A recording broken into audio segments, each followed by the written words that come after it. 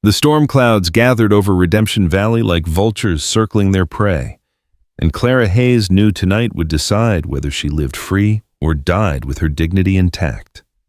With Harrison Thorne's men closing in and nowhere left to run, she pressed her father's blade against her throat, whispering a desperate prayer. But fate had other plans, and they wore the face of a stranger whose gold would change everything. Stay with me until the very end of this tale and let me know in the comments what city you're watching from, so I can see how far this story has traveled across the world. The rain fell like bullets on the streets of Redemption Valley, each drop a percussion in the symphony of Clara Hayes's desperation. She pressed herself against the weathered clapboard wall of Murphy's General Store, her chest heaving as she fought to catch her breath. The thin cotton of her worn dress clung to her skin, offering no protection against the October chill that cut through her bones like a blade. Behind her, the yellow glow from the store's windows seemed to mock her predicament, warmth and safety so close, yet impossibly far from her reach. Clara. The voice that called her name made her blood turn to ice water. Clara Hayes. Come out, darlin'. We ain't gonna hurt you none. Buck Morrison's drawl carried over the storm, honeyed with false kindness that fooled no one. Clara knew better. She'd seen what Thorne's men did to women who couldn't pay their debts. She'd heard the whispers, seen the hollow-eyed faces of those who'd survived their particular brand of collection. Her trembling fingers found the small knife hidden in the folds of her skirt. Her father's old paring blade, no longer than her palm, but sharp enough to carve truth from lies.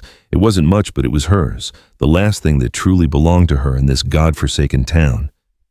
She can't have gone far in this weather, another voice shouted. Jake Hendricks, she recognized, a man who'd lost his soul so long ago he'd forgotten what conscience felt like. Check behind the saloon. Clara squeezed her eyes shut, rain streaming down her face like tears she refused to shed. How had it come to this? 3 months ago, she'd been Mrs. Jonathan Hayes, wife of a respected veteran, living in their modest house on the edge of town. Now, Jonathan lay cold in the ground, and his debts had become hers. Debts she never knew existed until Harrison Thorne came knocking with papers bearing her late husband's signature. The memory of that day still burned fresh in her mind. Thorne had stood in her parlor like he owned it, his pale eyes cataloging every stick of furniture, every precious memento. His thin lips had curved into what might have been called a smile on a different face, but on his sharp features it looked more like a wound. Your husband was a gambling man, Mrs. Hayes, he'd said, his voice smooth as aged whiskey and twice as poisonous. Owed me considerable sums before he took his final rest. Course, debts don't die with the debtor. They pass on like any other inheritance. She'd protested naturally. Jonathan had never been a gambling man, cautious to a fault with their modest savings, careful with every penny. But Thorne had produced the papers, each one bearing what looked like Jonathan's signature, each one a nail in the coffin of her freedom. Now I'm a reasonable man. Thorne had continued, circling her parlor like a predator studying wounded prey. And you're a pretty woman with certain assets that might settle this debt in ways that benefit us both. The meaning in his words had been crystal clear, and Clara's stomach had turned to lead. She'd demanded time to gather the money, $800 a fortune beyond her reach. Thorne had graciously given her 2 weeks. That had been yesterday. Thunder cracked overhead and Clara's eyes snapped open. She couldn't hide forever. Morrison and Hendricks were thorough in their work. They'd find her eventually. The only question was whether she'd face them on her feet or on her knees. Over here, Morrison's voice rang out closer now, maybe 20 yards to her left. I see footprints in the mud. Clara's heart hammered against her ribs as she gripped the knife tighter. The blade felt insignificant in her palm, but it represented choice, her choice. Whatever happened next, it would be on her terms. She pushed away from the wall and ran. The main street of Redemption Valley stretched before her like a gauntlet, lined with businesses that had closed their doors against both the storm and the violence brewing in the night. The Silver Dollar Saloon blazed with light and raucous laughter, but Clara knew better than to seek refuge there. Thorne's influence ran deep in this town, and the saloon girls who worked there had their own debts to worry about. Her boots splashed through puddles that reflected the flickering gas lamps like fallen stars. Behind her, she could hear Morrison's boots pounding against the wooden boardwalk, gaining ground with every step. The man might be cruel, but he was also fast. There, behind the feed store, Clara veered left, her skirts tangling around her legs as she stumbled through the narrow alley between buildings. The smell of wet hay and horse feed filled her nostrils, mixing with the metallic taste of fear on her tongue. She could hear them spreading out now, flanking her, cutting off her escape routes like wolves driving deer toward a cliff. The alley opened onto a small courtyard behind the livery stable, and Clara's heart sank. Dead end. Wooden walls rose around her on three sides, too high to climb, too solid to break through.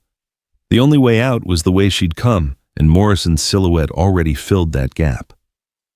"Well, well," he said, stepping into the courtyard, with the casual confidence of a man who knew he held all the cards. "End of the line, darling." Jake Hendricks appeared a moment later, water streaming from his hat brim. He was grinning, and the expression turned his weathered face into something cruel and hungry.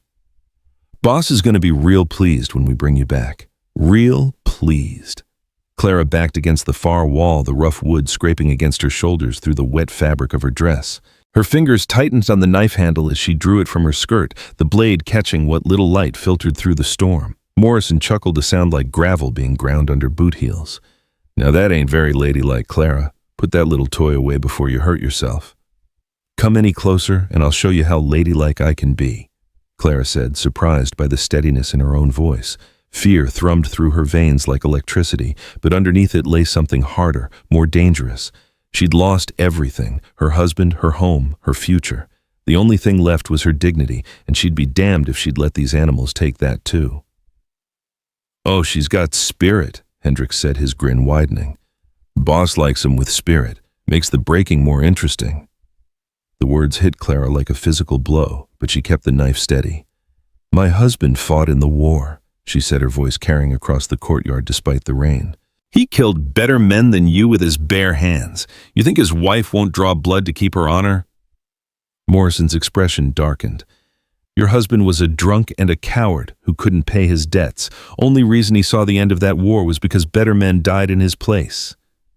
White-hot rage flared in Clara's chest. "Don't you dare!" "Would tell the truth." Morrison took a step closer, his hand moving to the gun at his hip. Jonathan Hayes was yellow clear through, yellow and stupid enough to bet money he didn't have on cards he couldn't read. "You're lying." But even as Clara said it, doubt crept into her voice. There had been things, small things, she'd tried not to notice, the way Jonathan's hands shook some mornings, the smell of whiskey on his breath when he thought she was sleeping, the nights he'd come home late with mud on his boots and wouldn't meet her eyes.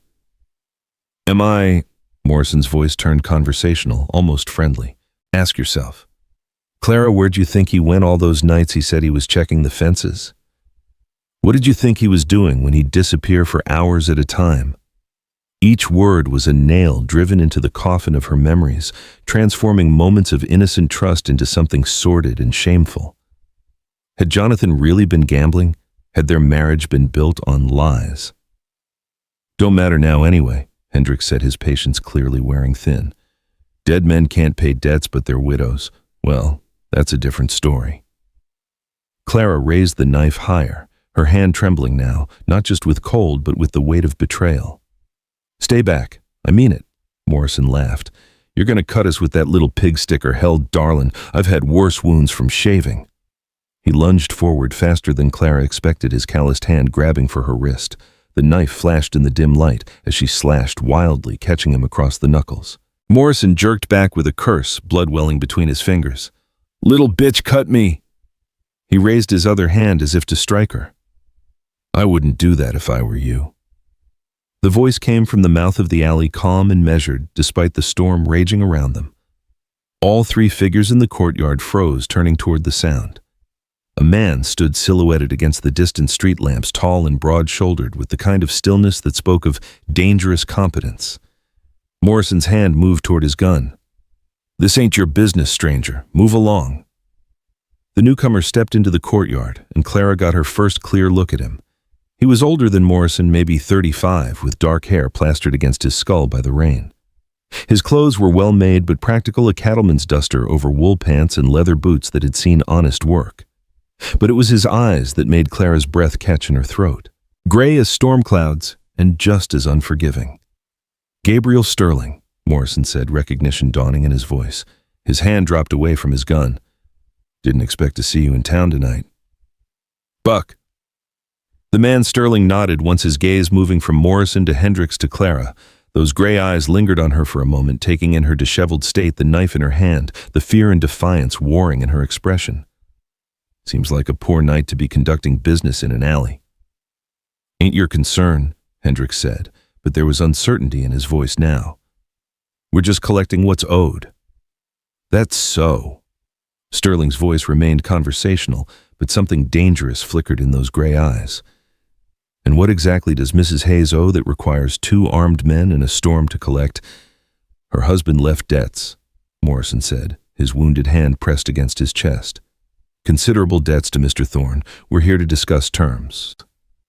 Sterling's gaze flicked to Clara again, noting the terror in her dark eyes, the way she clutched the knife like it was the only thing standing between her and damnation. When he spoke, his voice was quiet, but it carried the weight of absolute authority. Mrs. Hayes, what exactly did your husband owe? Clara's voice came out as barely more than a whisper. $800. They say he gambled it away.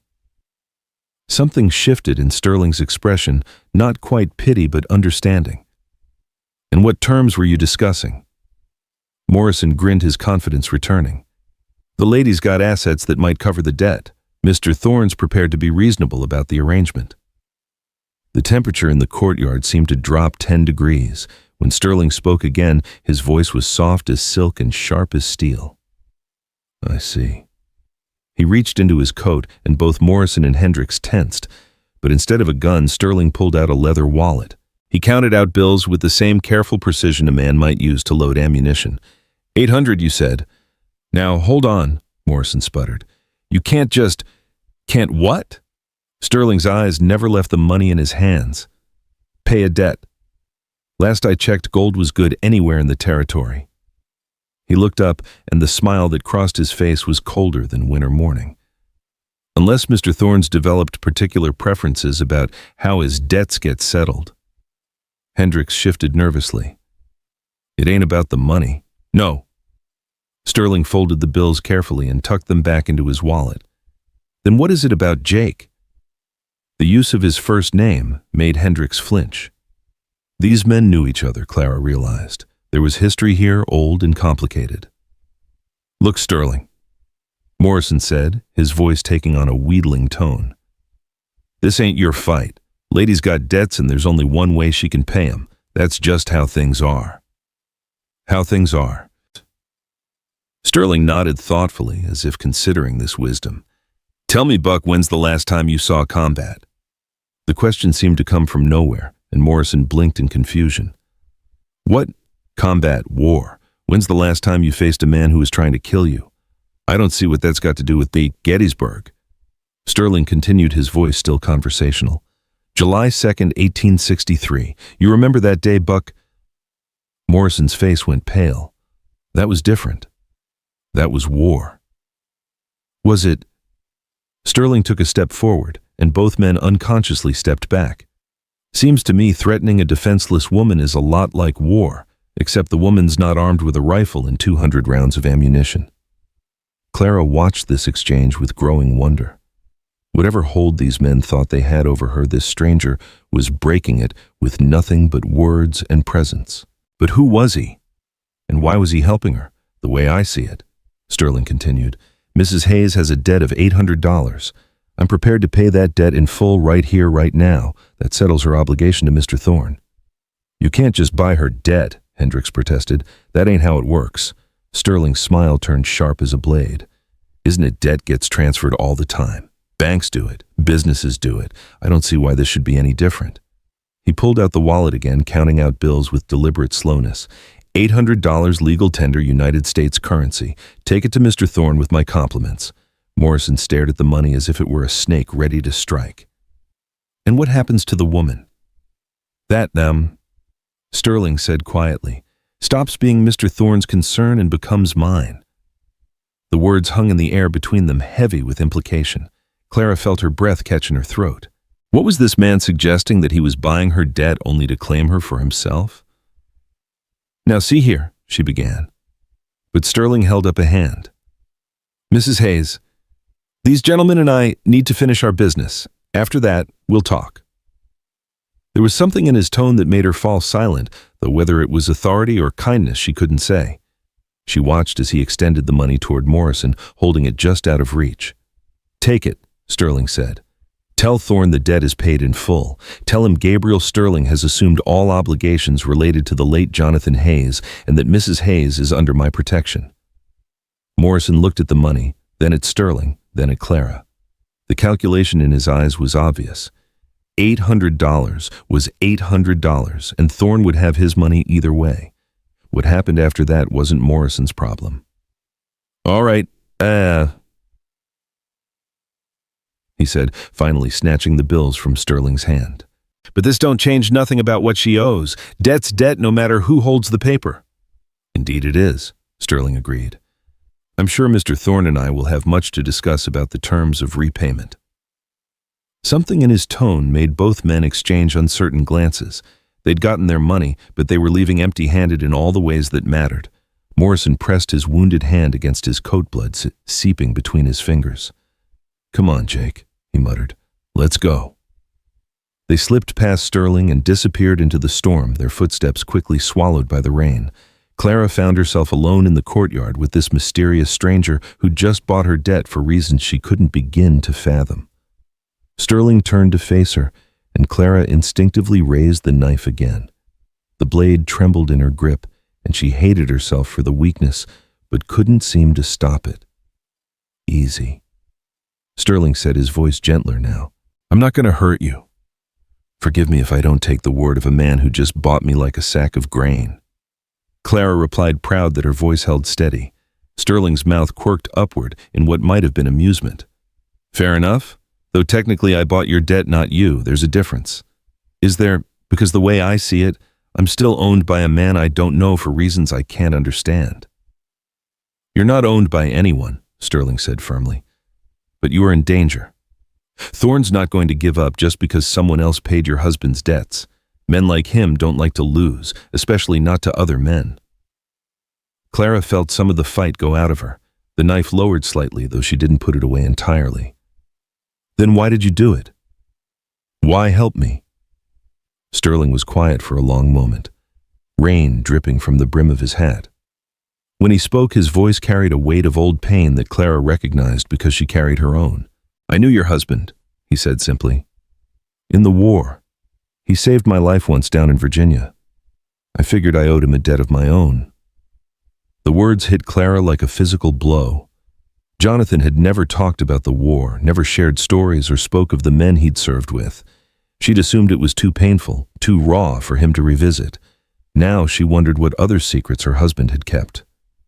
"He never mentioned you," she said, and immediately regretted the words. They sounded accusatory, suspicious, but Sterling just nodded. "That sounds like Jonathan. He wasn't much for talking about those days. Can't say I blame him." "Tell me about him," Clara said, surprised by her own request. "Tell me about the man you knew." Sterling studied her face for a moment, as if weighing whether she really wanted to hear the truth. Whatever he saw there must have convinced him because he began to speak. "He was a good soldier," Sterling said. "Brave when it mattered, steady under fire. The kind of man you wanted watching your back when things got ugly." He paused, choosing his words carefully. "But the war changed him.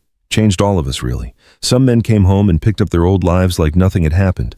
Others..." He shrugged. "Others had a harder time of it." Clara felt tears prick at her eyes, mixing with the rain on her cheeks. "He was drinking," she said quietly. "Toward the end. I thought it would get better." "Maybe it would have," Sterling said gently. "Maybe he just needed more time.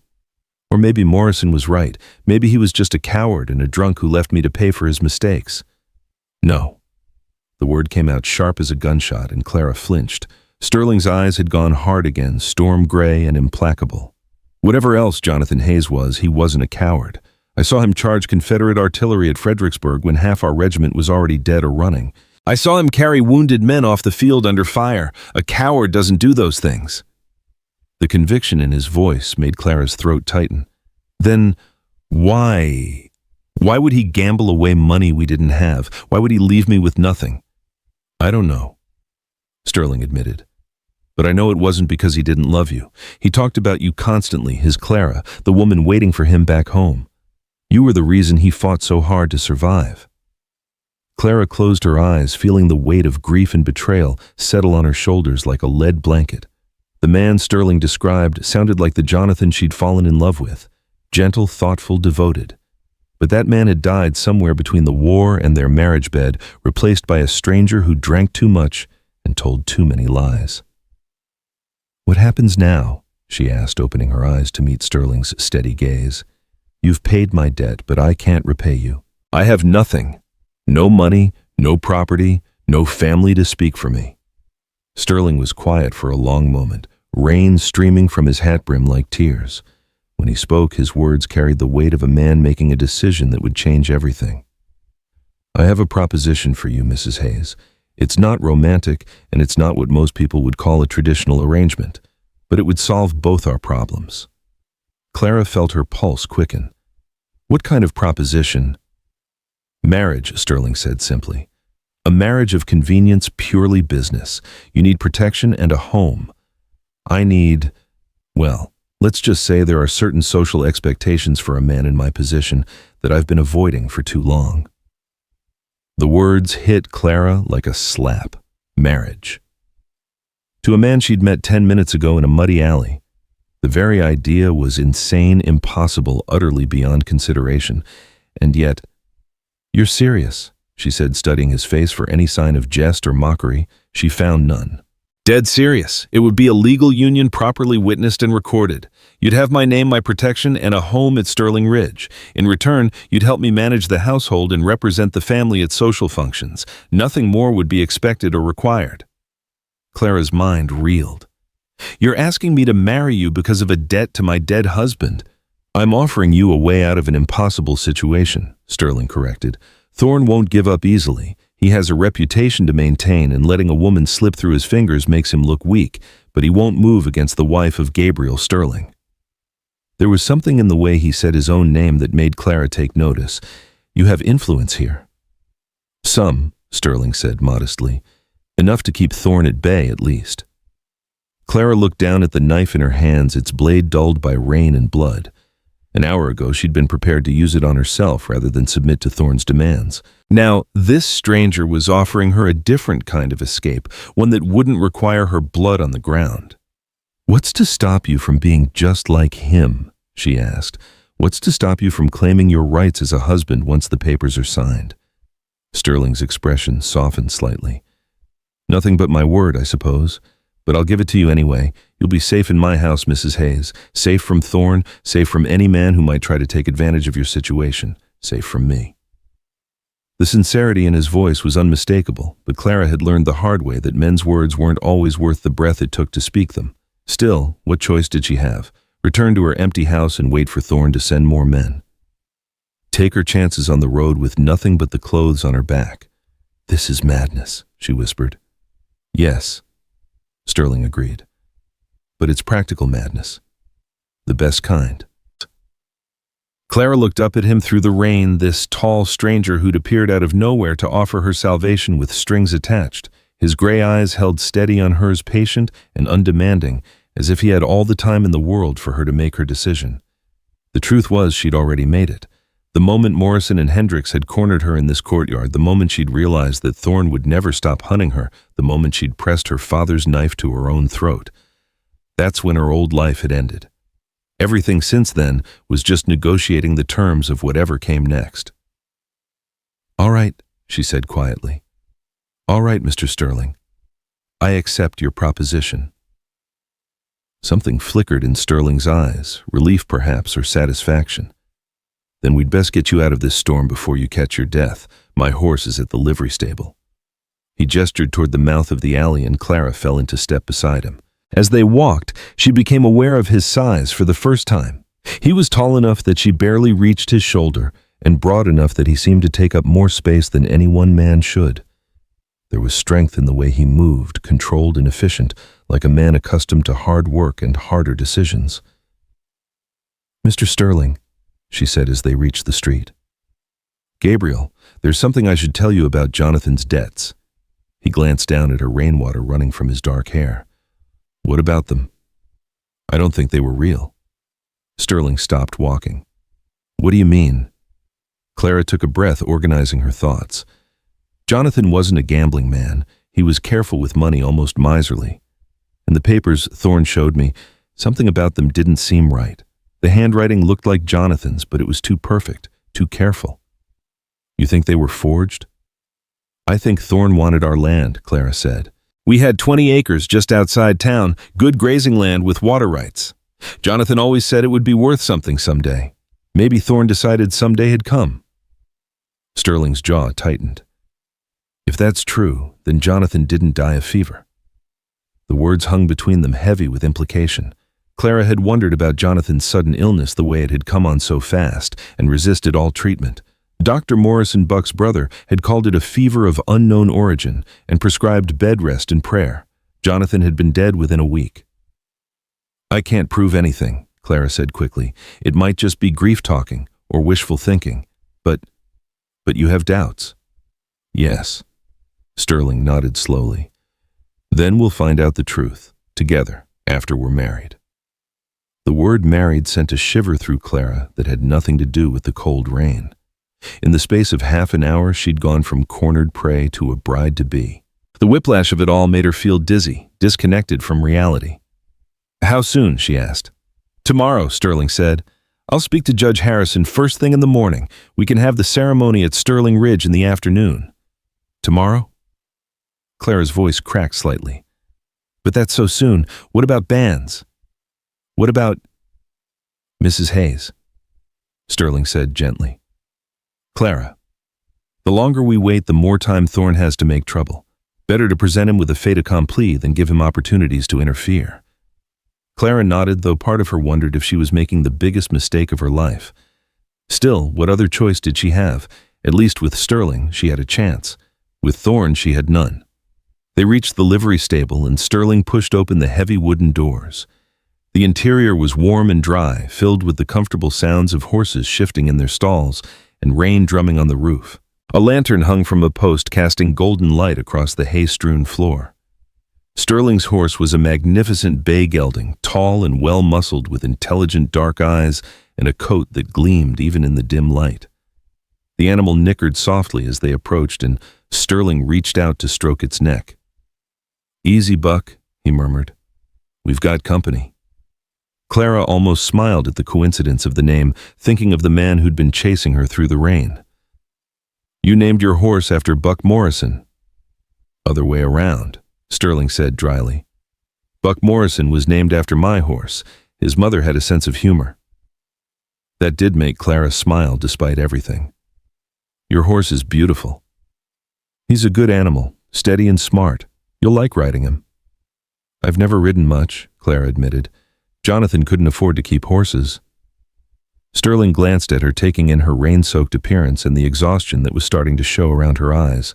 We'll take it slow. Sterling Ridge isn't far, but it's far enough. He moved with practiced efficiency, saddling the horse and checking the cinch. Clara watched his hands as he worked, large and calloused but gentle with the animal, the hands of a man who understood the value of patience and care. Ready? He asked, leading the horse toward the stable doors.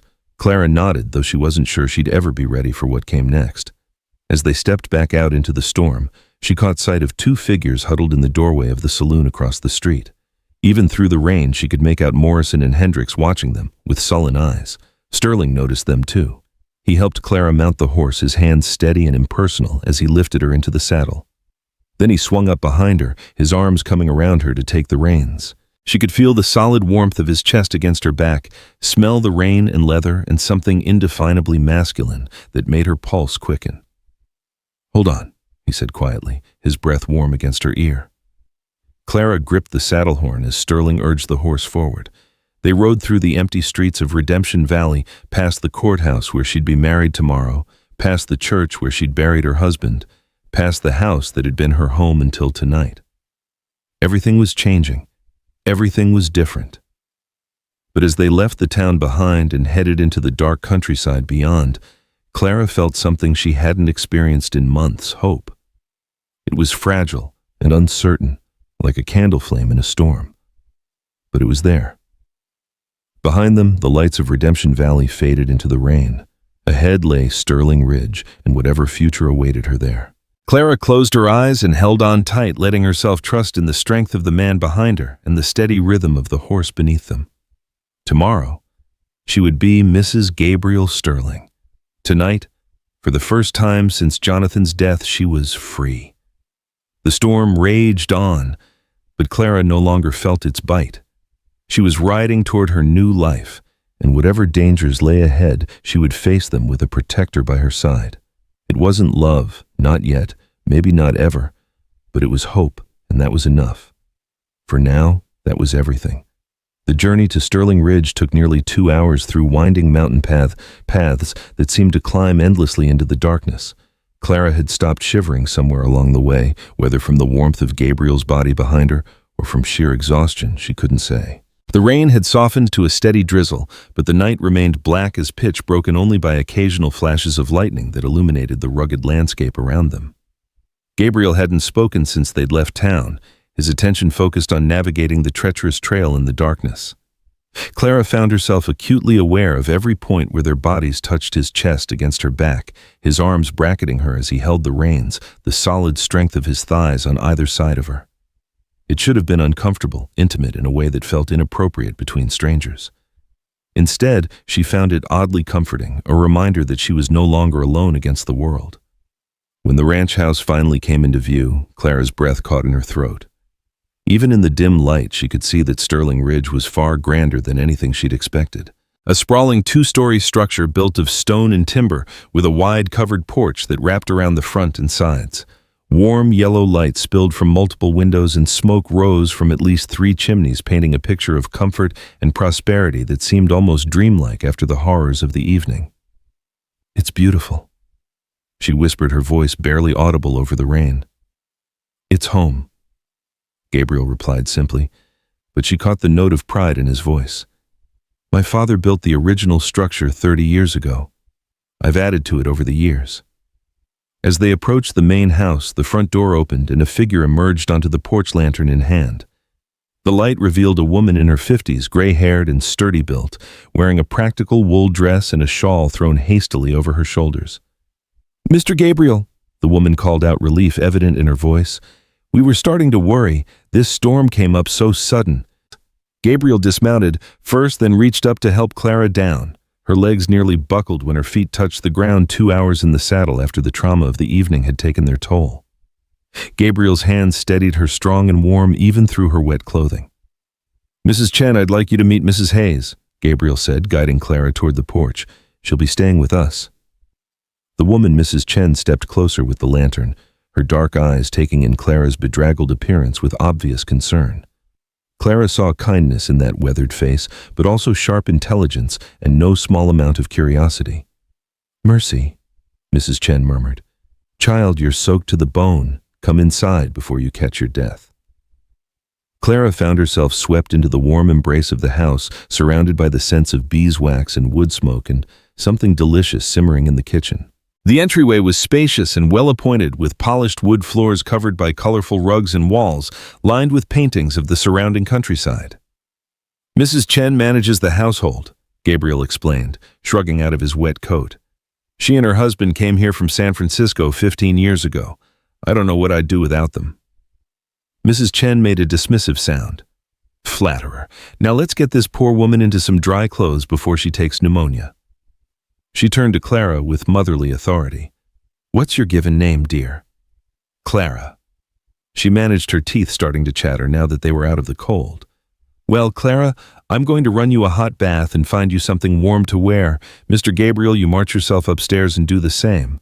I'll have soup ready in half an hour." Gabriel nodded, already heading toward the stairs.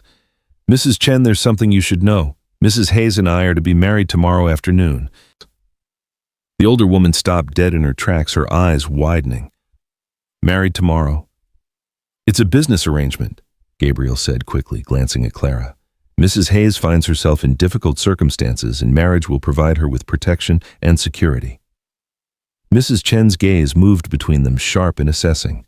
Clara could practically see the wheels turning in the woman's mind, putting together the late hour Clara's disheveled state and the suddenness of this announcement. "I see," Mrs. Chen said finally. "Well then, we'd best prepare the blue bedroom for Mrs. Hayes. It has its own fireplace and a lovely view of the valley." "The blue bedroom will be fine," Gabriel agreed. "Judge Harrison will perform the ceremony at 2 o'clock tomorrow. I'll need you to prepare a small reception afterward. Nothing elaborate, just something appropriate for the occasion." "Of course, Mr. Gabriel." Chen's voice was carefully neutral, but Clara caught the undercurrent of questions the woman was too polite to ask. "I'll speak with Chen about the arrangements." Gabriel disappeared up the stairs, leaving Clara alone with the housekeeper. Mrs. Chen studied her for a long moment, her expression unreadable. "Child," she said finally, "are you certain about this marriage is a serious step, especially to a man you barely know?" Clara felt tears prick at her eyes again. The kindness in Mrs. Chen's voice was almost harder to bear than Morrison's cruelty had been. "I don't have much choice in the matter. Mr. Sterling has been very kind, offering me protection when I had nowhere else to turn." Mrs. Chen's expression softened. "Mr. Gabriel is a good man, I'll give you that.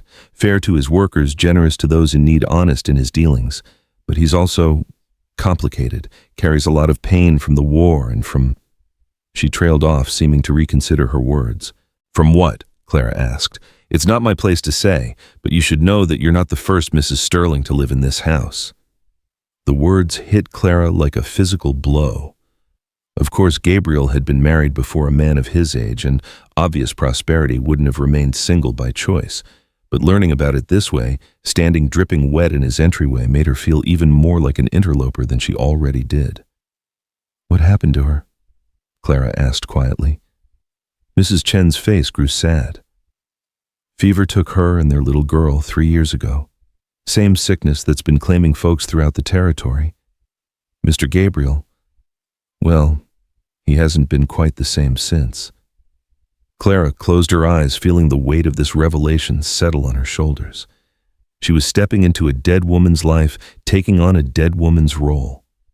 How could she possibly measure up to a wife Gabriel had actually chosen to love? "I'm sorry," she whispered. "I didn't know." "No reason you should have," Mrs. Chen said briskly, though her voice remained kind. "Past is past, and the living have to keep on living. Mr. Gabriel understands that even if it's taken him longer than some to accept it." She gestured toward the stairs. "Come along, dear. Let's get you warm and dry, and then we can worry about tomorrow when tomorrow comes." Clara followed Mrs. Chen up a wide staircase lined with family portraits. The faces in the paintings seemed to watch her as she climbed generations of Sterlings who had called this place home. Near the top of the stairs, one portrait made her pause, a young woman with dark hair and gentle eyes holding a small child on her lap. Even without being told, Clara knew she was looking at Gabriel's first wife. "That's Marie," Mrs. Chen said softly, noticing Clara's attention. "And their daughter Elizabeth. Beautiful souls, both of them." The woman in the painting looked nothing like Clara. Where Marie had been dark and delicate, Clara was fair and sturdy. Where Marie's expression spoke of gentle contentment, Clara's face bore the marks of recent hardship. They were as different as night and day, which somehow made Clara feel both relieved and inadequate at the same time. Mrs. Chen led her down a long hallway lined with closed doors. At the far end, she opened a door and ushered Clara inside. The blue bedroom was indeed beautiful, spacious, and comfortable, with a large window that would provide the promised view of the valley once daylight came. A fire already crackled in the fireplace, casting dancing shadows on walls papered in a delicate pattern of blue roses.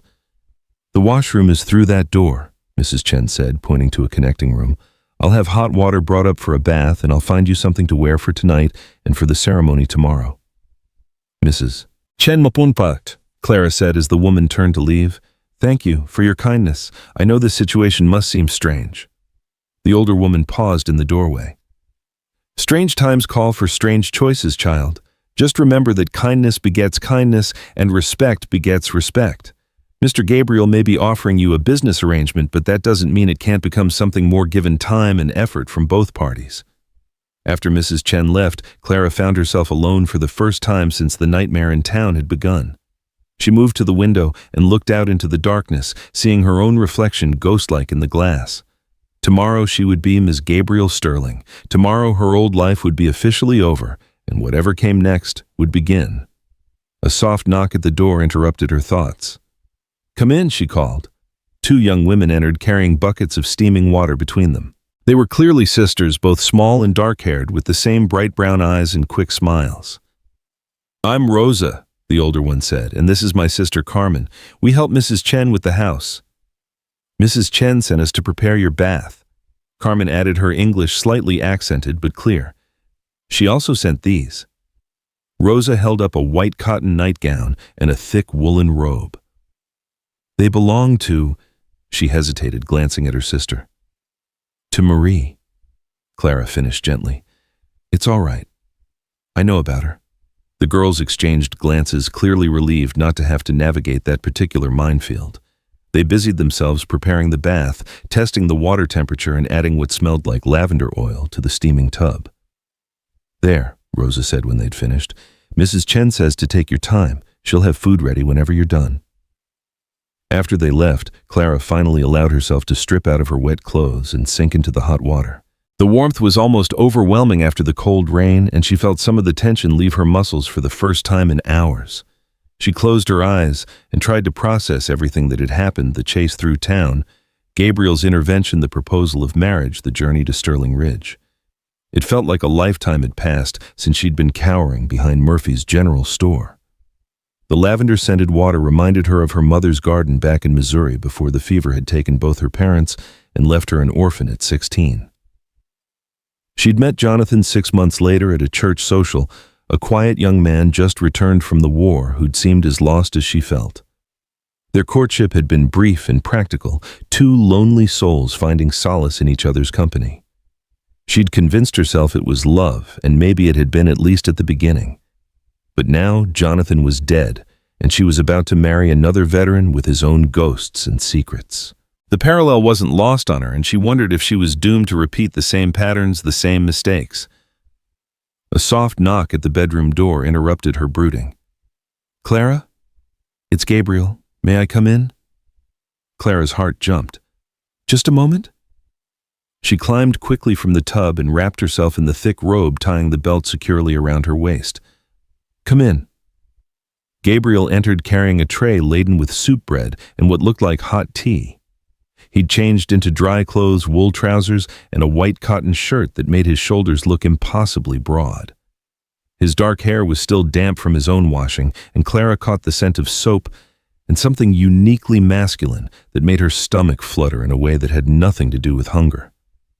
"Mrs. Chen thought you might prefer to eat in private tonight," he said, setting the tray on a small table near the fireplace. "It's been a long day for you."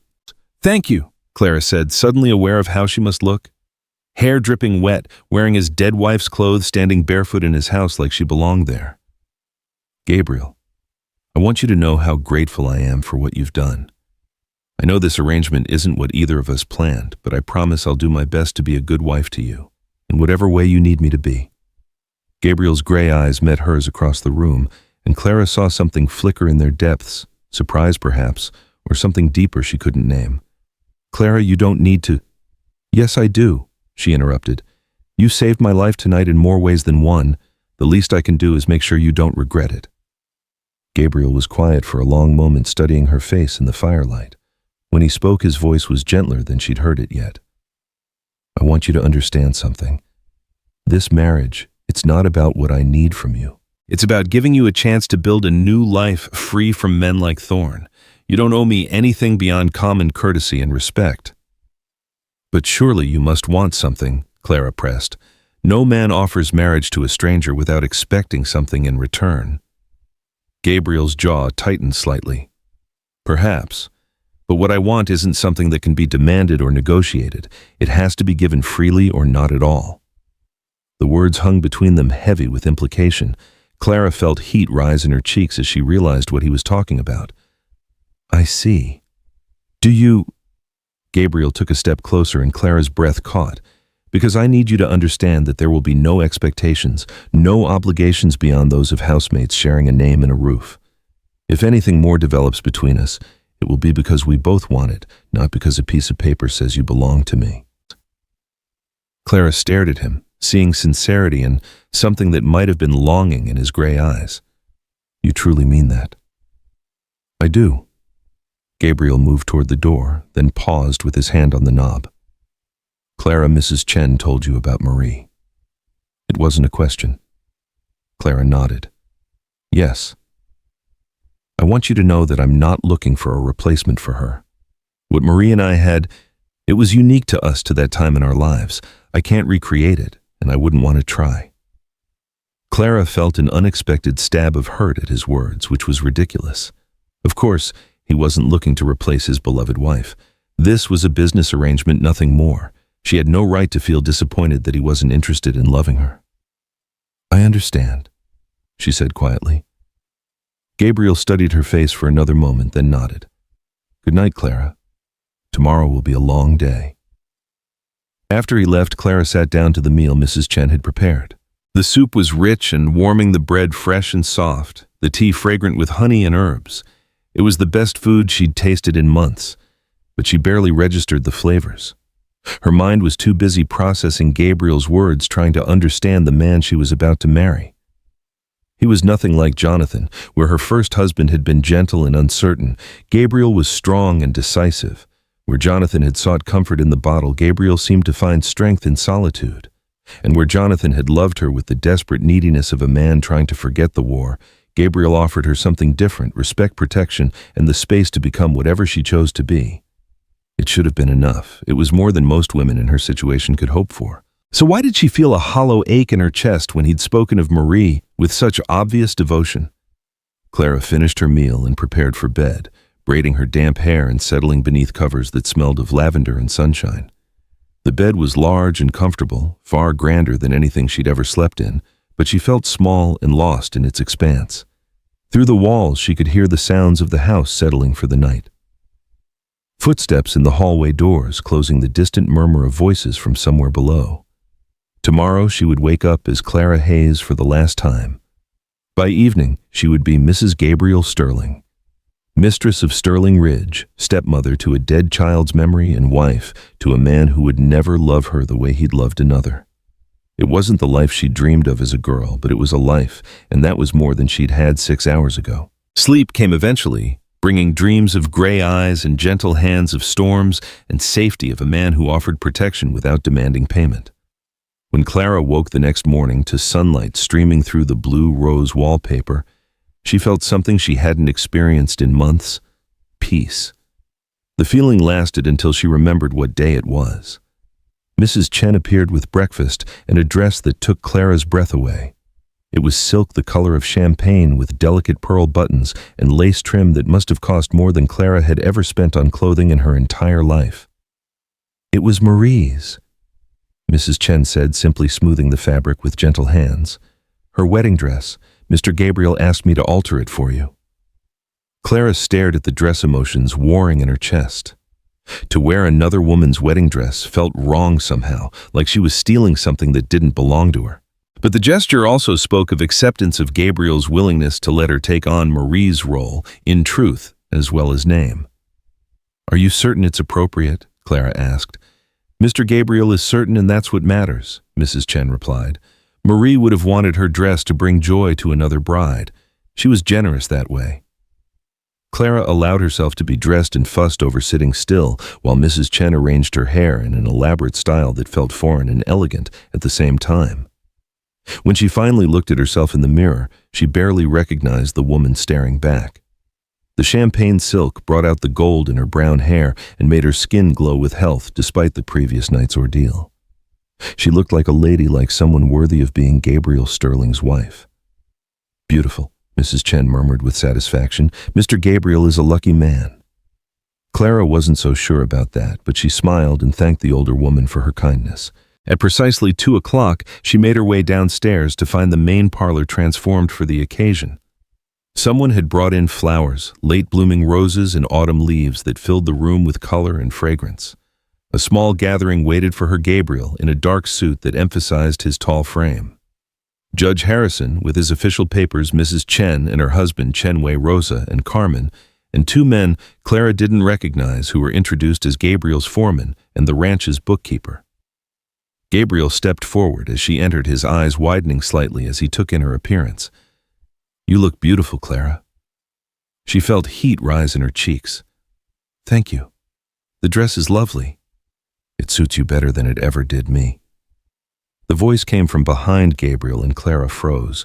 She knew that voice, had heard it countless times in her dreams and nightmares alike. Slowly, she looked past Gabriel to see a woman standing in the corner of the room. Young and lovely, with dark hair and gentle eyes, wearing a blue dress that seemed to shimmer in the afternoon light. It was Marie. Dead Marie, standing in the parlor of Sterling Ridge, like she'd never left, watching Clara with an expression of sad resignation. Clara's vision grayed at the edges, and she swayed on her feet. Strong hands caught her arms, steadying her, and she heard Gabriel's voice as if from a great distance. "Clara, what's wrong?" She blinked hard, and when her vision cleared, the corner where Marie had been standing was empty. No blue dress, no gentle eyes, no impossible presence of the dead, just afternoon sunlight streaming through lace curtains, and the concerned faces of the living gathered to witness her second marriage. "I'm sorry," Clara whispered, her voice shaky. The excitement of the day, I suppose." Gabriel's eyes searched her face with obvious concern. "Are you certain you are all right? We can postpone if you need more time." "No." Clara straightened her shoulders and lifted her chin. She would not be deterred by ghosts, real or imagined. "I'm ready."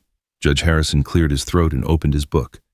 "Dearly beloved, we are gathered here today to witness the union of Gabriel Daniel Sterling and Clara Rose Hayes in holy matrimony." The words washed over Clara like water, familiar and strange at the same time. She'd stood this way before, promising to love and honor and cherish until death did them part. But those vows had been broken by secrets and sickness, leaving her with nothing but grief and debt. This time was different. This time she was promising practical things: companionship, respect, partnership. There was honesty in it that her first marriage had lacked, even if there was no love. "Do you, Gabriel Daniel Sterling, take Clara Rose Hayes to be your lawfully wedded wife, to have and to hold in sickness and in health, for richer or poorer, for better or worse, until death do you part?" "I do." Gabriel's voice was steady and sure, his gray eyes fixed on Clara's face with an intensity that made her pulse quicken. "And do you, Clara Rose Hayes, take Gabriel Daniel Sterling to be your lawfully wedded husband, to have and to hold in sickness and in health, for richer or poorer, for better or worse, until death do you part?" Clara's throat felt tight, but she managed to speak clearly. "I do." "The rings." Gabriel produced a simple gold band from his pocket, and Clara realized with a start that she had nothing to give him in return. But Gabriel didn't seem to expect it. He simply took her left hand in his and slid the ring onto her finger with gentle precision. It fit perfectly, as if it had been made for her.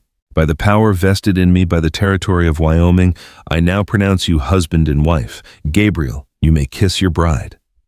Clara's breath caught. This was the moment she'd been dreading, the first intimate contact between them, witnessed by a room full of people who would expect to see at least the pretense of affection.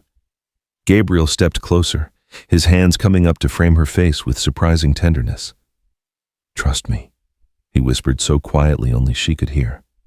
Then his lips touched hers, soft and warm and impossibly gentle. It was barely more than a brush of contact over almost before it began, but Clara felt it all the way to her toes. When Gabriel pulled back, his eyes held hers for a moment that seemed to stretch into eternity.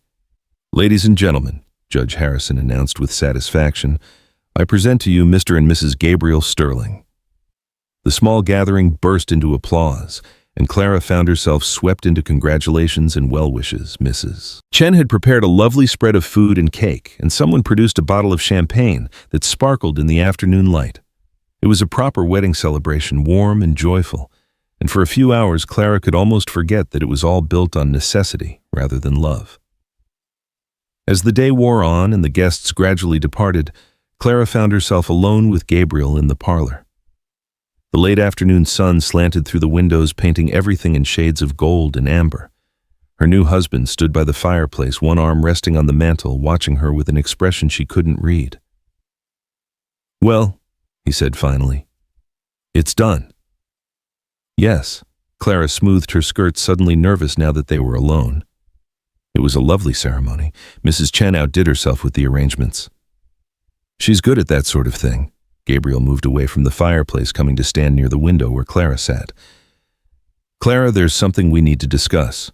About the sleeping arrangements. Clara's cheeks heated. Oh, yes, I suppose we do. You'll continue to use the blue bedroom for as long as you like, Gabriel said simply.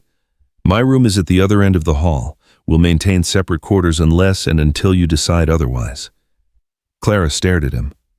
Unless I decide otherwise. That's right. Gabriel's voice was matter-of-fact, but Clara caught something deeper beneath the surface patient's respect and something that might have been hope. This marriage may have been born of necessity, Clara, but that doesn't mean it has to remain that way forever. We have time to get to know each other, to see if we suit as more than business partners. And if we don't, Clara asked quietly. Gabriel was silent for a long moment. Then we'll be friends and partners, nothing more, but we'll face whatever comes together as husband and wife in name, if not in truth. Clara felt tears prick at her eyes, not of sadness, but of gratitude for this man's unexpected kindness. Thank you, Gabriel, for everything. I know this isn't what you planned for your life. Life rarely goes according to plan, Gabriel replied. The trick is learning to find joy in the unexpected turns. He moved toward the door, then paused. I have business to attend to in town tomorrow, bank matters and such. Would you like to come with me? It would be good for people to see us together to make it clear that you're under my protection now. Clara nodded. Of course, whatever you think is best. After Gabriel left, Clara remained in the parlor as evening fell around her. She was Mrs. Gabriel Sterling, now mistress of Sterling Ridge wife, to a man who offered her respect and protection without demanding her heart in return. It was more than she'd dared hope for when she'd pressed her father's knife to her throat in that muddy alley. But as she sat in this gathering dusk wearing another woman's dress and another woman's ring, Clara couldn't shake the feeling that she was living in someone else's life. Marie's presence seemed to linger in every corner of the house, in the careful arrangement of furniture, in the choice of wallpaper, in the way Mrs. Chen spoke of household routines that had been established long before Clara's arrival. Tomorrow she would ride into town as Gabriel's wife and face the whispers and speculation that were sure to follow. Harrison Thorne would learn of her marriage and would have to adjust his plans accordingly. The people of Redemption Valley would see her transformation from desperate widow to respected rancher's wife, and they would draw their own conclusions about what that meant. But tonight, in the quiet of her new home, Clara allowed herself to wonder what might have been if she'd met Gabriel under different circumstances, if she'd been free to choose him rather than driven to him by desperation. If Marie had never existed, and this house held no ghosts except the ones they might create together. It was a dangerous line of thinking, she knew. Gabriel had been clear about his feelings. He wasn't looking to replace Marie, wasn't seeking love in this marriage of convenience. Clara would be wise to guard her own heart, to remember that gratitude and attraction weren't the same thing as love, and that building something real with Gabriel would require patience and time and careful tending. But as she finally made her way upstairs to the blue bedroom, Clara found herself hoping that maybe eventually this house could hold new memories alongside the old ones. That maybe Gabriel's gray eyes might someday look at her with something warmer than respect and gratitude. That maybe this marriage of necessity might become something more. It was a fragile hope, as delicate as spun glass, but it was hers. And for now, that was enough. Reessaye. The dawn came soft and pink over Sterling Ridge, painting the valley in watercolors that took Clara's breath away as she stood at her bedroom window. She had risen early, unable to sleep past the unfamiliar sounds of ranch life stirring to meet the D. The dawn came soft and pink over Sterling Ridge, painting the valley in watercolors that took Clara's breath away as she stood at her bedroom window. She had risen early, unable to sleep past the unfamiliar sounds of ranch life stirring to meet the day, the lowing of cattle in distant pastures, the creak of barn doors opening, the gentle voices of men beginning their work. It was her first morning as Mrs. Gabriel Sterling, and the weight of that new identity settled on her shoulders like an unfamiliar shawl. A soft knock at her door interrupted her thoughts. "Come in," she called, expecting Mrs. Chen with breakfast. Instead, Gabriel entered carrying a steaming cup that smelled of coffee and something spicier. He was already dressed for the day in dark trousers and a white shirt, his hair still damp from washing, and Clara felt her pulse quicken at the sight of him in the morning light. "I thought you might like coffee," he said, offering her the cup. "Mrs. Chen adds cinnamon and honey. She says it helps with the mountain air." Clara accepted the cup gratefully, wrapping her fingers around its warmth.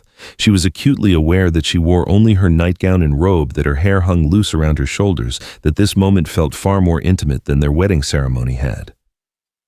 "Thank you," she said, taking a sip. The coffee was perfect, rich and warming, with just enough sweetness to take the edge off the bitter morning air. "It's wonderful." Gabriel moved to the window, looking out over the valley with the practiced eye of a man who knew every acre of his land. "The ride to town will take about an hour. I thought we might leave after breakfast, conduct our business, and be home before dark." "What sort of business?" Clara asked, settling into the chair by the fireplace. "Banking mostly. I need to update my account information, add your name to the appropriate documents, and I want to speak with Sheriff Morrison about Thorne's activities." Clara nearly choked on her coffee. Buck Morrison's relation, his cousin, Gabriel confirmed grimly. "But Sam Morrison is cut from different cloth than Buck. He's an honest man, even if his family tree has some rotten branches. Will he help us?" Gabriel's jaw tightened. "He'll uphold the law, which is all we can ask. What Thorne did last night was attempted extortion at best, assault at worst. Sam needs to know about it before Thorne decides to escalate matters." Clara set down her cup, her hands trembling slightly. In the safety of Sterling Ridge, with Gabriel's protection surrounding her like armor, it had been easy to forget that Thorne was still out there, still dangerous. The reality of her situation came crashing back. She might be married now, but that didn't mean she was truly safe. "Clara?" Gabriel's voice was gentle but firm. "Look at me." She raised her eyes to meet his, seeing strength and determination in those gray depths. "Thorne is a bully and a coward who preys on people he perceives as weak and defenseless. You are neither of those things anymore. You're my wife, which means you have the protection of Sterling Ridge behind you. But more than that, you have your own strength. I saw it last night when you faced down Morrison and Hendricks with nothing but a paring knife. Don't forget that courage now." His words steadied her, reminding her that she had survived the worst night of her life and come through it not broken but transformed. "You're right. I won't let fear control me." Gabriel nodded approvingly. "Good. Now there's something else we need to discuss before we go to town, the ranch books." Clara blinked in surprise. The ranch books. Sterling Ridge is a large operation, cattle, horses, some mining interest, property rentals in town. Marie used to help me manage the financial side of things, but since her death, he trailed off, running a hand through his hair. "I'm good with cattle and land management, but bookkeeping has never been my strength. I was wondering if you might be willing to take on some of those responsibilities." Clara stared at him. "You want me to manage your finances?" "Our finances," Gabriel corrected. "You're my wife now, Clara. Sterling Ridge belongs to both of us. And before you say you don't have the skills, I should mention that Mrs. Chen told me about your work at the dress shop. She said you were the only employee who could balance the till at the end of each day." Heat rose in Clara's cheeks. She had worked briefly at the dress shop after Jonathan's death, trying to earn enough money to pay for food and medicine during his final illness. It hadn't been much, a few hours here and there, helping with inventory and sales, but she had enjoyed the challenge of making the numbers add up correctly. "That was just simple arithmetic," she protested. "Ranch bookkeeping isn't much more complicated than that, just larger numbers and more categories, and it would give you something productive to do, help you feel more settled here." Clara considered his offer. The idea of having real work to do, of contributing something meaningful to their partnership, was appealing. It would also give her a better understanding of Gabriel's business affairs and her place within them. "All right," she said finally. "I'd like to try." Gabriel's smile was the first truly warm expression she'd seen from him, transforming his austere features into something unexpectedly handsome. "Excellent. I'll show you the office after we return from town." An hour later, Clara found herself once again on horseback, though this time she rode her own mount, a gentle bay mare named Luna, who had belonged to Marie. The knowledge should have bothered her, but somehow it didn't. The horse was beautiful and well-trained, responding to Clara's inexperienced hands with patient grace. Gabriel rode beside her on Buck the magnificent gelding from the night before, and Clara couldn't help but admire the easy way he sat his horse as if he'd been born in the saddle. The morning was crisp and clear, with autumn colors painting the landscape in shades of gold and crimson that seemed almost too beautiful to be real. "Tell me about Sterling Ridge," Clara said as they followed the winding trail down toward the valley. "How long has it been in your family?" "My father came here in 1840. Gabriel replied, his voice taking on the cadence of a story told many times before. He was a younger son from a Virginia plantation family looking to make his own way in the world. He bought the original 1,000 acres from a Mexican land grant holder and built the first cabin where the main house stands now. "And you've expanded it since then?" Gabriel nodded. "We own nearly 10,000 acres now from the ridge down to the river. Good grazing land, water rights, timber stands in the higher elevations. It's taken 30 years to build, but it's solid now, self-sufficient." Pride was evident in his voice, and Clara found herself wanting to understand what drove that passion for the land. Her own experience had been different, always, moving always temporary, first as an orphan dependent on charity, and then as Jonathan's wife living in rented houses and borrowed rooms. "What about you?" Gabriel asked. "Where did you grow up?" "Missouri mostly," Clara replied. "My parents had a small farm outside Springfield, but they died when I was 16. Fever, like so many others. I went to live with my aunt in Kansas after that until I met Jonathan." "That must have been difficult, losing your parents so young." Clara was quiet for a moment, remembering those dark days when the world had seemed to crumble around her. "It was. But it taught me that nothing in life is permanent, that you have to be strong enough to stand on your own when everything else falls away." Gabriel glanced at her, something like admiration flickering in his gray eyes. "Is that why you were ready to use that knife last night? Because you'd rather die free than live owned?" The question caught Clara off guard with its directness. "I suppose so. I've been dependent on others for most of my life first. My parents, then my aunt, then Jonathan. I swore after he died that I would never again put myself in a position where someone else could control my fate. And yet here you are married to me." Clara felt heat rise in her cheeks. "That's different. You're offering me partnership, not ownership. There's a distinction. Is there? In the eyes of the law, you belong to me now just as surely as if Thorne had gotten his hands on you." The words stung because they held an uncomfortable grain of truth. Legally, Clara had simply transferred from one man's control to another's, but the reality felt different. Gabriel's offer of respect and independence seemed genuine, not a clever trap to lure her into compliance. "Why are you saying this?" she asked quietly. Gabriel was silent for several minutes, his attention apparently focused on navigating a particularly rocky section of trail. When he finally spoke, his voice was thoughtful. "Because I want you to understand that you always have choices, Clara. This marriage gives you security and protection, but it doesn't have to define the rest of your life. If you decide you want something different, if you want to leave Sterling Ridge and make your own way in the world, I won't stop you." Clara stared at him, shocked by the unexpected offer. "You would let me go just like that?" "If that's what you truly wanted, yes. I would even provide you with enough money to start over somewhere else, somewhere Thorne couldn't reach you." "But why? Why would you make such an offer?" Gabriel's smile was sad and self-aware. "Because I've learned that love, real love, isn't about possession. It's about wanting someone to be happy, even if their happiness doesn't include you." The words hung between them, heavy with the weight of hard-won wisdom and old pain. Clara thought of Marie, of the gentlewoman in the portrait, whose death had taught Gabriel such a bitter lesson about the fragility of human connections. "You loved her very much," Clara said softly. "Yes."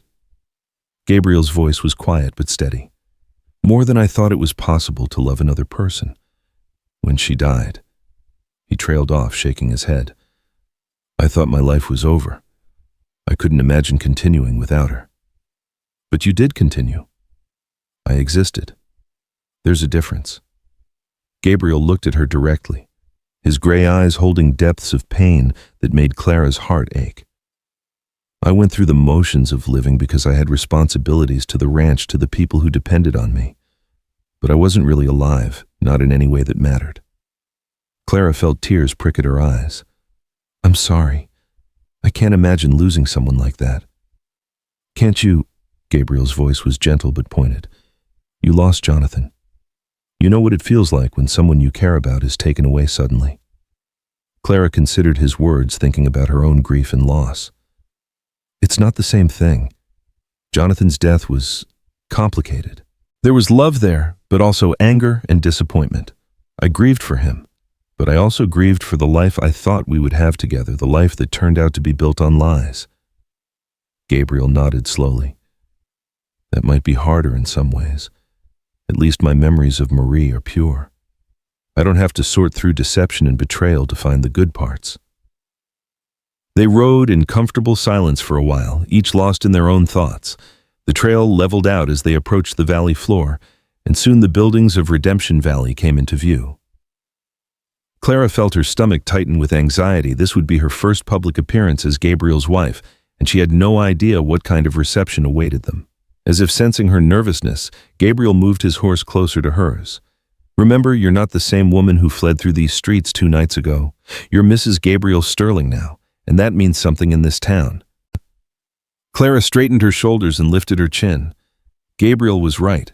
She was different now, transformed by necessity and marriage into someone stronger than the desperate widow who had pressed a knife to her own throat. Whatever whispers and speculation awaited them in town, she would face them with dignity. Their first stop was the bank, an imposing brick building that dominated one corner of the town square. The interior was hushed and formal, with polished wood and brass fittings that spoke of solidity and respectability. The bank president, a portly man named Henderson, greeted Gabriel with obvious deference, and Clara with barely concealed curiosity. "Congratulations on your marriage, Mr. Sterling," Henderson said as they settled in his private office. "Mrs. Sterling, welcome to our little community."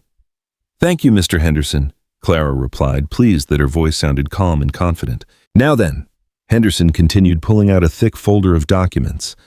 "I understand you want to add Mrs. Sterling to your accounts." Gabriel nodded. "Full access to all personal and business accounts. I want her signature to carry the same weight as mine." Henderson's eyebrows rose slightly. "All accounts, that's quite a bit of authority, Mr. Sterling." "My wife will be managing the ranch's financial affairs," Gabriel said firmly. "She'll need complete access to handle daily operations." Clara felt a flutter of pride at the confidence in Gabriel's voice. He was making it clear that she wasn't merely a decorative addition to his household, but a true partner in his business affairs. The paperwork took nearly an hour to complete, and Clara found herself signing her new name over and over again. Clara Rose Sterling. Clara Rose Sterling, until the letters began to feel familiar under her pen. When they finally finished, Henderson shook both their hands with professional warmth. "Congratulations again," he said. "And Mrs. Sterling, if you have any questions about the accounts or our procedures, please don't hesitate to ask." As they left the bank, Clara noticed the way people on the street stared at them, some with curiosity, others with barely concealed speculation. She kept her head high and her expression serene, one hand resting lightly on Gabriel's arm in a gesture that looked natural but felt like armor. Their next stop was the sheriff's office, a small building sandwiched between the general store and the barber shop. Sheriff Sam Morrison turned out to be a grizzled man in his 50s, with intelligent eyes and the weathered face of someone who had seen too much of human nature's darker side. Unlike his cousin Buck, there was no cruelty in his expression, only tired professionalism. "Gabriel," he said, rising from behind his desk, "I heard about your marriage. Congratulations." "Thank you, Sam. I'd like you to meet my wife, Clara." Morrison tipped his hat politely. "Ma'am, I understand you've had some trouble with my cousin and his associates." Clara felt her cheeks warm, but she met the sheriff's gaze steadily. "Yes, sir. They were attempting to collect on debts they claimed my late husband owed to Harrison Thorne." "Claimed?" Morrison's voice sharpened with interest. Gabriel stepped forward. "Clara has reason to believe the debt documents were forged. She says her husband wasn't a gambling man, and the circumstances of his death were suspicious." Morrison was quiet for a long moment, his fingers drumming against his desk. "Those are serious accusations. Do you have any proof?" "Not yet," Gabriel admitted, "but I intend to investigate. In the meantime, I want it on record that my wife was threatened and assaulted by Buck Morrison and Jake Hendricks 2 nights ago." "Assaulted how?" Clara forced herself to speak calmly. They cornered me behind the livery stable and made it clear that if I couldn't pay the alleged debt in money, there were other ways to settle the account. Morrison's jaw tightened. I see. And you fought them off. Mr. Sterling intervened before anything could happen, Clara said, but they made their intentions quite clear. The sheriff made notes in a leather-bound ledger, his pen scratching against the paper in the quiet office. I'll speak to Buck and Jake about this, and I'll send word to Thorne that any further attempts to collect these alleged debts should go through proper legal channels. Will that stop him? Gabriel asked. Morrison's smile was grim. Thorne's careful about staying on the right side of the law, at least technically. He knows I've been watching him, waiting for him to make a mistake. This might give him pause. And if it doesn't, then we'll deal with that when it happens. Morrison's eyes moved to Clara. Ma'am, I'm sorry you had to go through that. Buck and Jake, they've been heading down a dark path for some time now. Maybe this will be the wake-up call they need. Clara doubted that, but she nodded politely. Thank you, Sheriff. I appreciate your help. As they left the sheriff's office, Gabriel's hand settled protectively on the small of Clara's back. How are you holding up? Better than I expected, Clara admitted. It felt good to make it official, to have it on record what really happened. Good. Now there's one more stop I'd like to make before we head home. Gabriel led her down the street to a modest storefront with Dr. William Hayes, no relation, painted on the window in neat black letters. Clara's steps faltered as she read the sign. Dr. Gabriel, I'm not sick. I know, but Dr. Hayes, and yes, it's just a coincidence about the name, was the one who treated your husband during his final illness. I thought you might want to speak with him about Jonathan's symptoms. Get his professional opinion about whether the fever was natural or otherwise. Clara felt her heart begin to race. The possibility that Jonathan had been murdered was one thing when it existed only in her own suspicious mind, but seeking medical confirmation made it real in a way that terrified her. What if he confirms what I suspect? She whispered. Gabriel's hand found hers, his fingers warm and strong. Then we'll deal with it, together. But Clara, if Jonathan was poisoned, don't you want to know? Don't you want justice for him? Clara closed her eyes, thinking of her husband's final days, the sudden onset of fever, the way he'd burned and shivered despite Dr. Morrison's treatments, the delirium that had claimed his final hours. She had blamed herself for not being able to help him, for not knowing enough about medicine to ease his suffering. But what if there had been nothing she could do? What if someone else had already decided Jonathan's fate? Yes, she said quietly. I want to know. Dr. Hayes proved to be a kind man in his 70s with gentle hands and sharp eyes that seemed to see everything. His office was clean and well-organized, smelling of carbolic acid and dried herbs. He listened carefully as Clara described Jonathan's symptoms, occasionally asking clarifying questions or making notes. The onset was very sudden, he asked.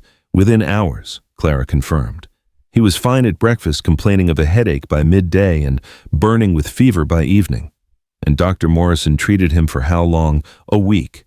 Nothing seemed to help, not the quinine, not the cooling baths, nothing. Dr. Hayes was quiet for a long moment, his fingers steepled under his chin. Mrs. Sterling, I don't want to alarm you unnecessarily, but the symptoms you describe, they're not entirely consistent with the fevers we've been seeing in the territory. Clara's blood turned to ice water. What do you mean? Most of our fever cases have been slow-developing illnesses that respond at least partially to treatment.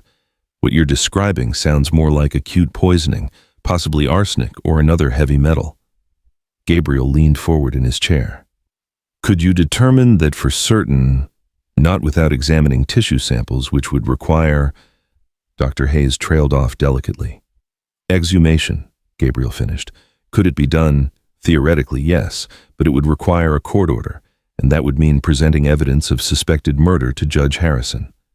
Clara felt the room spinning around her. Murder. The word hung in the air like a curse, transforming her suspicions into cold, hard reality. If Jonathan had been murdered, it meant everything she thought she knew about his death was a lie. It meant someone had deliberately taken him from her. Here it had poisoned him slowly and watched him die. Mrs. Sterling. Dr. Hayes's voice seemed to come from very far away. Are you all right? She needs air, Gabriel said, his arm sliding around her shoulders. Clara, can you walk? Somehow Clara found herself outside the doctor's office sitting on a bench in the afternoon sunshine while Gabriel knelt beside her, his hands chafing her cold fingers. "Breathe," he said quietly. "Just breathe." Clara focused on the rise and fall of her chest, on the warmth of Gabriel's hands, on the solid reality of the wooden bench beneath her. Gradually, the world stopped spinning, and her vision cleared. "I'm sorry," she whispered. "I didn't expect—" "There's nothing to apologize for," Gabriel said firmly. "Learning that your husband might have been murdered would shake anyone. What do we do now?" Gabriel was quiet for a moment, considering their options. "We gather evidence. We investigate Jonathan's final weeks, looking for anyone who had motive and opportunity.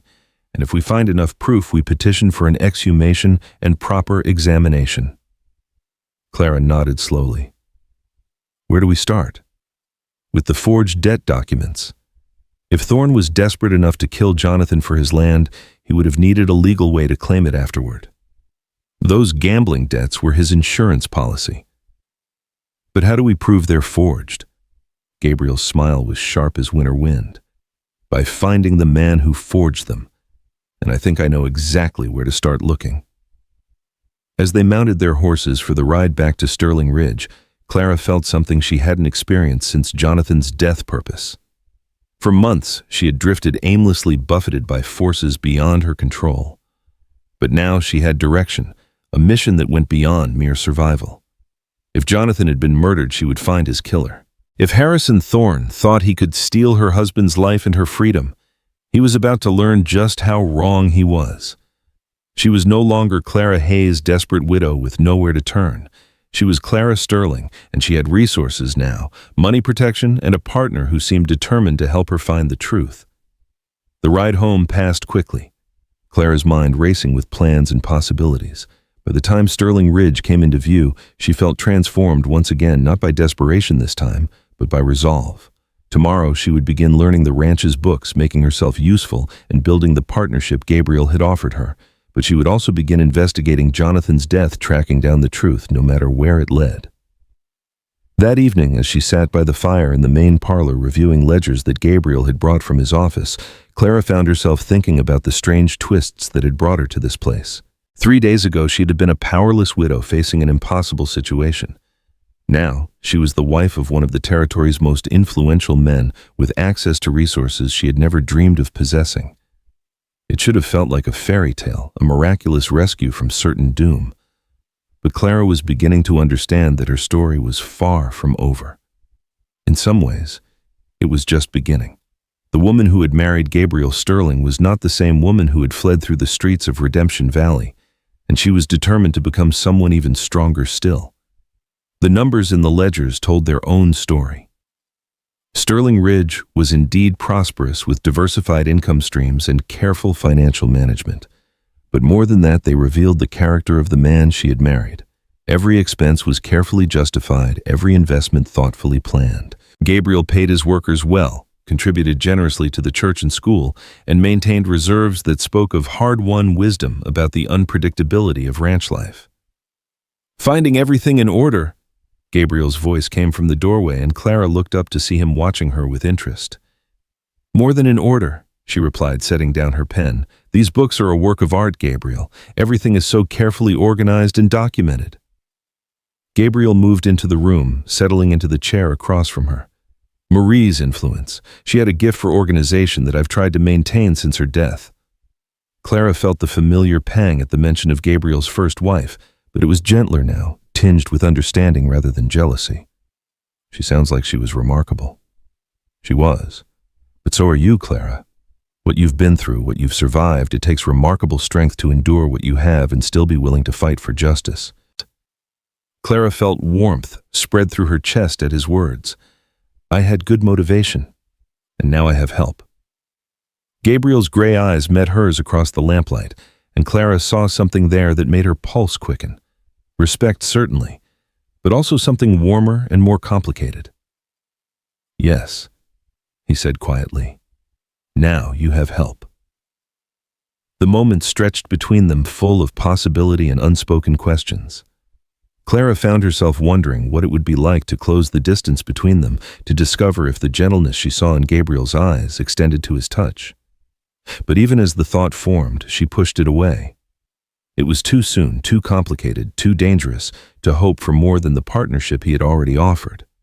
Instead, she returned her attention to the ledgers, making careful notes about patterns and procedures she would need to understand. But she was acutely aware of Gabriel's presence across from her, of the way the firelight played across his features, of the quiet companionship that was beginning to feel less like a business arrangement and more like something deeper. Time would tell what this marriage might become.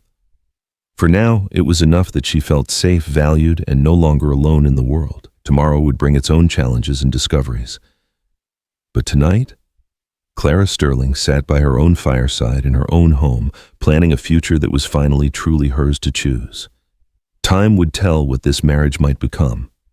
For now, it was enough that she felt safe, valued, and no longer alone in the world. Tomorrow would bring its own challenges and discoveries.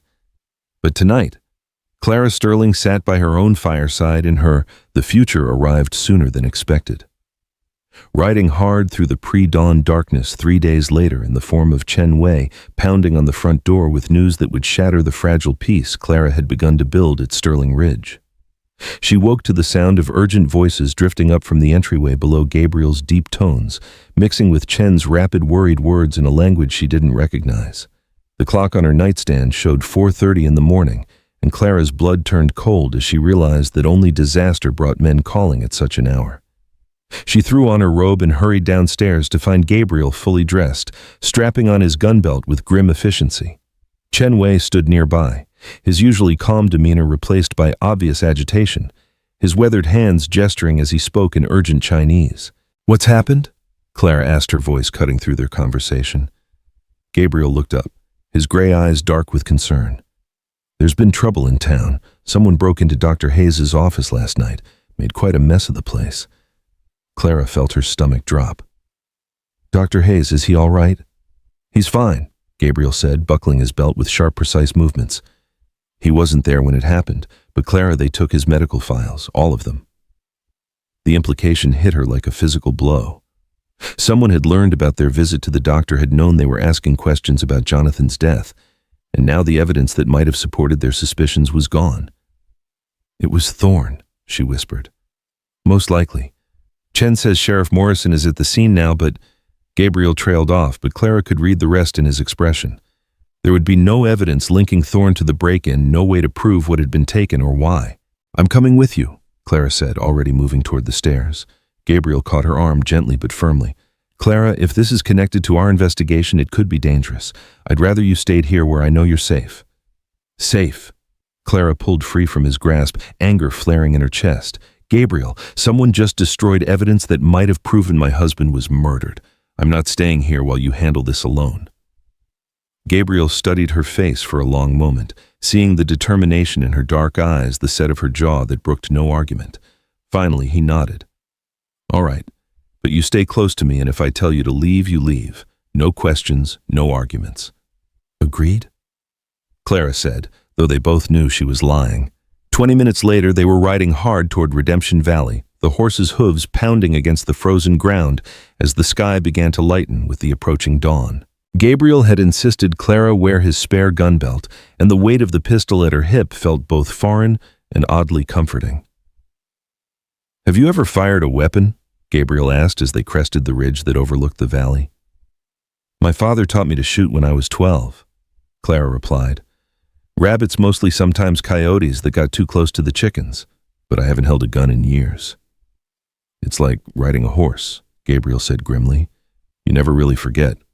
Let's hope you don't need to remember." They could see the activity in town before they reached the main street. People gathered in small clusters, voices carrying on the morning air the unmistakable buzz of excitement that followed any disruption of small-town routine. Dr. Hayes' office showed obvious signs of forced entry, the front door hanging askew on broken hinges. Papers scattered in the dirt beyond the threshold. Sheriff Morrison emerged from the building as they dismounted, his expression grim and frustrated. "Gabriel, Mrs. Sterling, I figured you'd want to see this." "How bad is it?" Gabriel asked. Morrison gestured toward the ruined office. "Professional job, far as I can tell. They knew exactly what they were looking for and where to find it. Took all the medical files going back 5 years, but left the medicines and equipment untouched. No random vandalism, no theft for profit. This was targeted. Clara stepped past the men and looked inside the office that had been so tidy and organized just 3 days before. Now it was chaos, drawers pulled out and overturned papers scattered everywhere, filing cabinets standing open like gaping wounds. But Morrison was right about the surgical precision of the destruction. The medical instruments remained in their cases. Bottles of expensive medicines sat undisturbed on their shelves. Only the files were gone. "Where's Dr. Hayes?" she asked. "At the hotel," Morrison replied. "Shaken up pretty badly. Says he's never seen anything like it in 40 years of practice." Gabriel's jaw tightened. "Any witnesses?" "None that are talking. But Mary Chen from the boarding house thinks she saw riders heading out of town around midnight, 2 men moving fast." Clara felt a chill that had nothing to do with the morning air. Did she recognize them? Morrison's expression grew even grimmer. She's not sure, but she thinks one of them might have been Jake Hendricks. The name hung in the air like a curse. Jake Hendricks, Buck Morrison's partner, Harrison Thorne's creature, the same man who had cornered Clara in that muddy alley just days ago, who had made it clear what kind of payment Thorne would accept for her husband's alleged debts. "You need to arrest him," Clara said, her voice sharp with anger. Morrison shook his head. "On what evidence? Mary's not even certain it was him, and even if it was, being in town at midnight isn't a crime. I need proof, Mrs. Sterling, not suspicions." "Then what do we do?" Gabriel asked. Before Morrison could answer, a commotion erupted from the direction of the hotel. Voices were raised in alarm, and Clara could see people running toward the building. Morrison cursed under his breath and started jogging in that direction, Gabriel and Clara close behind. They found chaos in the hotel lobby. Dr. Hayes sat in a chair by the fireplace, his face pale and his hands shaking as he spoke to a small crowd of concerned townspeople. But it wasn't his condition that had caused the uproar, it was what he was saying. "I remember now." The old doctor was repeating, his voice thin but determined. "I remember what was strange about that Hayes case. The symptoms didn't match, not quite. And there was something else, something I noted in my files but forgot until now." Gabriel pushed through the crowd to kneel beside the doctor's chair. "Dr. Hayes, what do you remember?" The old man's eyes focused on Gabriel with obvious relief.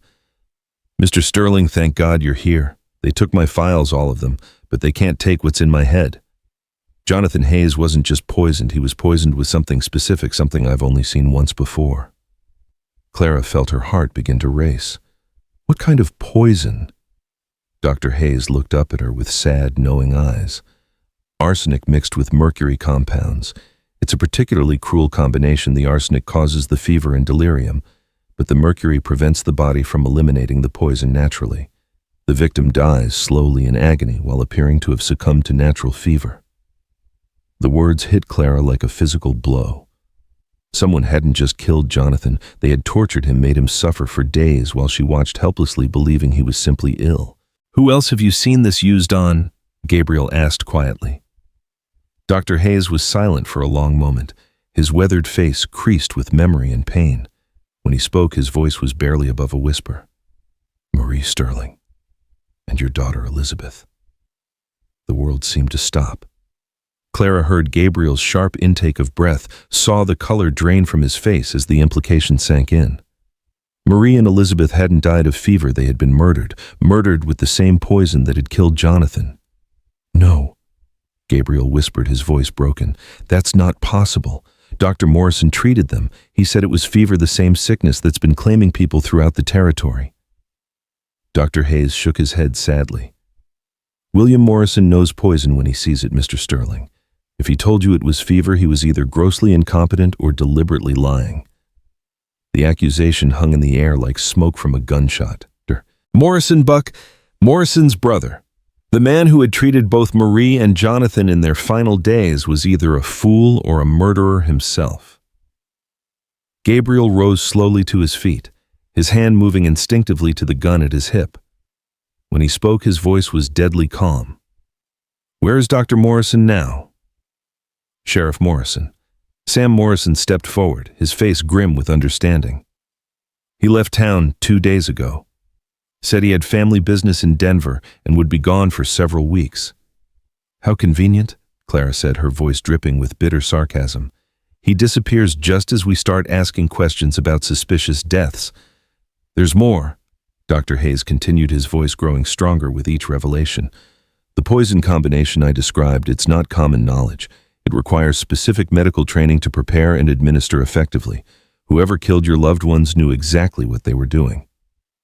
Gabriel's gray eyes had gone cold as winter steel. Someone with medical training, like a doctor. Or someone working with a doctor. Clara added pieces of the puzzle clicking into place in her mind. Someone who could get close to the victims, gain their trust, administer the poison over time.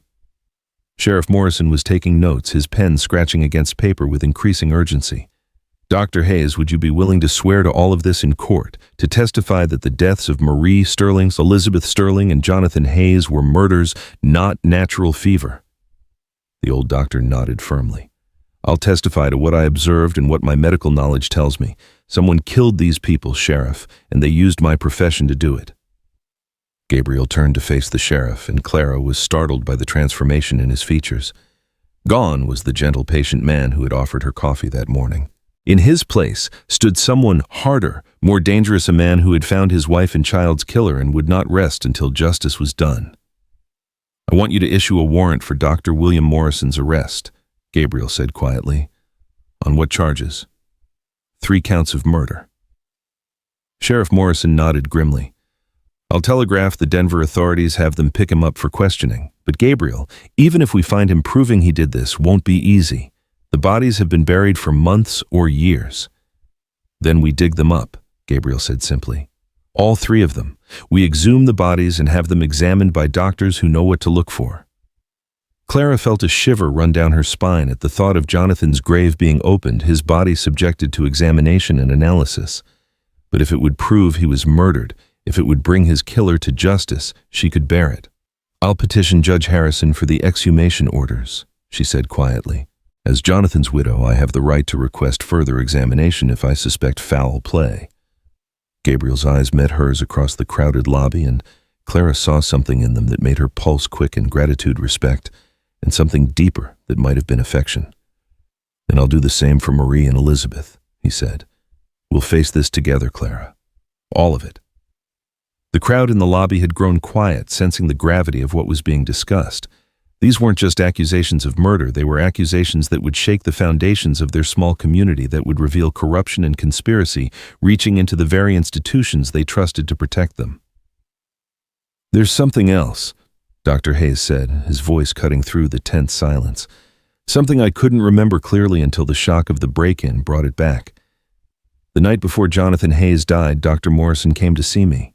He wanted to borrow some of my medical texts, specifically books on toxicology and poison treatment. Clara felt her blood turn to ice. He was researching poisons. He said he was treating a case of accidental poisoning and needed to review the proper procedures. I thought nothing of it at the time. Medical consultations between colleagues are common. But now it looks like he was covering his tracks, Gabriel finished grimly, making sure he knew how to treat poison symptoms so no one would suspect he was the one causing them. Sheriff Morrison closed his notebook with a sharp snap. That's enough for me. I'm issuing warrants for Dr. William Morrison's arrest and for the arrest of anyone else who might have been involved in these crimes. Including Harrison Thorne? Clara asked. Morrison hesitated. If we can prove he was involved, yes. But Thorne's smart, he keeps his hands clean and lets others do his dirty work. We'll need solid evidence to touch him. Gabriel's smile was sharp as a blade. Then we'll find it, starting with those forged debt documents. As the crowd began to disperse, people heading back to their homes and businesses to spread the news of the morning's revelations, Clara found herself standing alone with Gabriel outside the hotel. The sun was fully up now, painting the street in golden light that seemed at odds with the darkness of what they had learned. I'm sorry, she said quietly. About Marie and Elizabeth. I can't imagine what you must be feeling right now. Gabriel was quiet for a long moment, staring down the street toward the cemetery where his family was buried. When he spoke, his voice was thick with emotion held carefully in check. For 3 years I've blamed myself, he said. I thought if I had been a better husband, a better father, maybe I could have saved them. Maybe I could have gotten better medical care, found a different doctor, done something differently. Gabriel, but it wasn't my fault, he continued, his voice growing stronger. Someone took them from me deliberately. Someone murdered my wife and daughter for reasons I don't understand, then covered it up with lies about fever. Clara reached out and took his hand, feeling the tension in his fingers, the barely controlled rage that thrummed through him like electricity. We'll find out who did this. We'll make them pay. Gabriel's gray eyes met hers, and Clara saw something in them that took her breath away, not just gratitude or partnership, but genuine affection.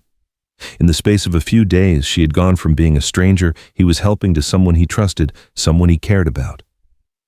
Yes, he said quietly. We will. They were interrupted by the approach of a young man Clara didn't recognize, tall and lean, with sandy hair and clothes that marked him as a traveler rather than a local. He walked with a slight limp favoring his left leg, and there was something about his movements that suggested military training.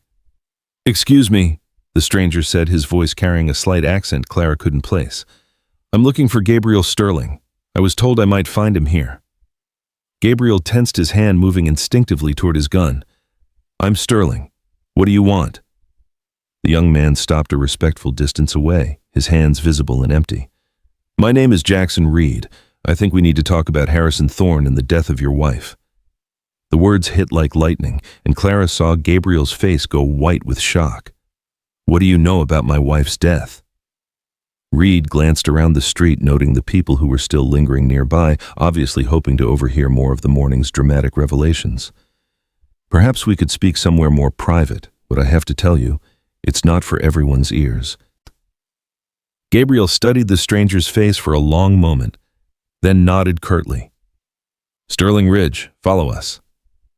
The ride back to the ranch passed in tense silence, Reed keeping pace on a tired-looking horse that suggested he had traveled far to reach them. Clara found herself studying the young man surreptitiously, noting the way he sat his horse despite his obvious injury, the careful way he watched their surroundings, the way his coat hung in a manner that suggested he was armed. When they reached Sterling Ridge, Gabriel led them into his study, a masculine room lined with books and dominated by a large desk covered with ranch business. Clara took a seat in one of the leather chairs, while Gabriel remained standing, his posture radiating controlled tension. Talk, Gabriel said simply. Reed settled into the remaining chair with obvious relief, his injured leg stretched out in front of him. I was in Thorne's employ until 6 months ago, he began. Security work, mostly collecting debts, intimidating people who caused him trouble. I thought I was working for a businessman who played rough, but stayed within the law. What changed your mind? Clara asked. Reed's expression darkened. I found out what really happened to Marie Sterling and her daughter, and to Jonathan Hayes, and to at least half a dozen other people who had something Thorne wanted. Gabriel's hands clenched into fists. You know who killed them. I know how it was done, and I know who gave the orders. Thorne has been using Dr. William Morrison as his personal assassin for years. The doctor would gain access to the victims through his medical practice, then slowly poison them with compounds that mimicked natural illness. By the time they died, everyone assumed it was just another fever case. Clara felt sick to her stomach. How many people? That I know of, 8 or 9, spread out over 5 years. Always people who owned land. Thorne wanted, or who had information that could damage his business interests. He'd wait until they were dead, then move in with forged documents claiming they owed him money. The grieving families were usually so overwhelmed they'd settle rather than fight. Why are you telling us this? Gabriel asked, suspicion evident in his voice. Reed reached into his coat, slowly producing a thick manila envelope. Because my younger brother was Harrison Thorne's last victim. Tommy Reed, age 19, owner of a small claim up in the mountains that happened to sit on top of a rich silver vein. Gabriel took the envelope, his eyes never leaving Reed's face. What's in here? Proof, medical records stolen from Dr. Morrison's private files, correspondence between Morrison and Thorne, even some of the forged debt documents before they were filed with the court. Everything you need to destroy them both. Clara's heart began to race. Why didn't you take this to the authorities sooner? Reed's smile was bitter. Because 6 months ago, I was just another hired gun with a dead brother and a story no one would believe. But I've been gathering evidence ever since, waiting for the right moment to strike back. When I heard about Mrs. Sterling's marriage and the questions you've been asking about poison, I knew that moment had come. Gabriel opened the envelope and began examining the contents, his expression growing darker with each document he reviewed. "Jesus Christ," he breathed. "Clara, look at this." He handed her a sheet of paper covered in Dr. Morrison's handwriting, a detailed account of poison preparations, dosages, and timing. At the bottom was a note that made Clara's blood run cold. "Hayes' treatment proceeds as planned. Patient should succumb within 72 hours. Will advise HT when a state is ready for claim." "HT," Clara whispered. "Harrison Thorne." "There's more," Reed said grimly. "Financial records showing payments from Thorne to Morrison land transfers that happened suspiciously soon after deaths, even a list of future targets." Gabriel looked up sharply. "Future targets?" Reed nodded. "People who have something Thorne wants. The list includes Judge Harrison, Sheriff Morrison, and—" He paused, meeting Clara's eyes with obvious reluctance. "You, Mrs. Sterling. Your name was added to the list 3 days ago." The room went dead silent. Clara felt the blood drain from her face as the implication sank in. Thorne hadn't given up after her marriage, he had simply shifted tactics. If he couldn't claim her through debt, he would kill her here and take whatever she had inherited from Gabriel. "Over my dead body," Gabriel said quietly, his voice deadly calm. "That's exactly what he's counting on," Reed replied. "The plan is to eliminate both of you, make it look like an accident or a robbery gone wrong. With you both dead, there would be no one left to ask questions about the other murders." Clara found her voice, though it came out shaky and uncertain. "When?" "Soon. Morrison is supposed to return from Denver in 3 days with a new supply of poison. They're planning to move quickly before you can dig up any more evidence." Gabriel moved to his gun case, pulling out a rifle and beginning to load it with methodical precision. "Then we move first. Reed, are you willing to testify to all of this in court?" "If I live long enough, yes. But Thorne has a lot of men, Mr. Sterling, and they're not all as conflicted about this work as I was. When he finds out I've betrayed him, he won't find out," Gabriel said firmly. "Because we're going to end this tonight, all of it." Clara felt a chill of fear run down her spine. "Gabriel, what are you thinking?" He turned to face her, and Clara saw something in his gray eyes that both frightened and thrilled her, the cold determination of a man who had found his family's killer and would not rest until justice was done. "I'm thinking it's time Harrison Thorne learned what happens when he threatens my family," Gabriel said quietly. "Both my families." The emphasis on the word "both" was not lost on Clara, and she felt warmth spread through her chest despite the danger they faced. Gabriel wasn't just seeking justice for Marie and Elizabeth anymore. He was protecting her, fighting for her, treating her as truly his wife rather than just a convenient arrangement. "What do you need me to do?" she asked. Gabriel's smile was fierce and proud. "I need you to be the brave woman I married, the one who faced down Morrison and Hendricks with nothing but a paring knife. Can you do that?" Clara thought of Jonathan's final days, of the agony he had endured while she watched helplessly. She thought of Marie and Elizabeth, of the family Gabriel had lost to Thorne's greed. She thought of all the other victims whose names they might never know, whose deaths had been written off as natural tragedy. "Yes," she said firmly. "I can do that." Reed leaned forward in his chair, his expression intense. "What exactly are you planning, Sterling?" Gabriel checked the action on his rifle, the metallic click, sharp in the quiet study. "We're going to give Mr. Thorne exactly what he's been asking for, a confrontation, but it's going to be on our terms with our evidence and in front of witnesses who can't be bought or intimidated." "You want to face him publicly?" "I want to destroy him publicly," Gabriel corrected. "Tomorrow is market day. The whole town will be gathered in the square. We're going to present our evidence to Judge Harrison, Sheriff Morrison, and everyone else who has a stake in seeing justice done." Clara felt her pulse quicken. It was a bold plan, risky but brilliant. If they could present their case publicly with witnesses and documentation, Thorne wouldn't be able to silence them or cover up the truth.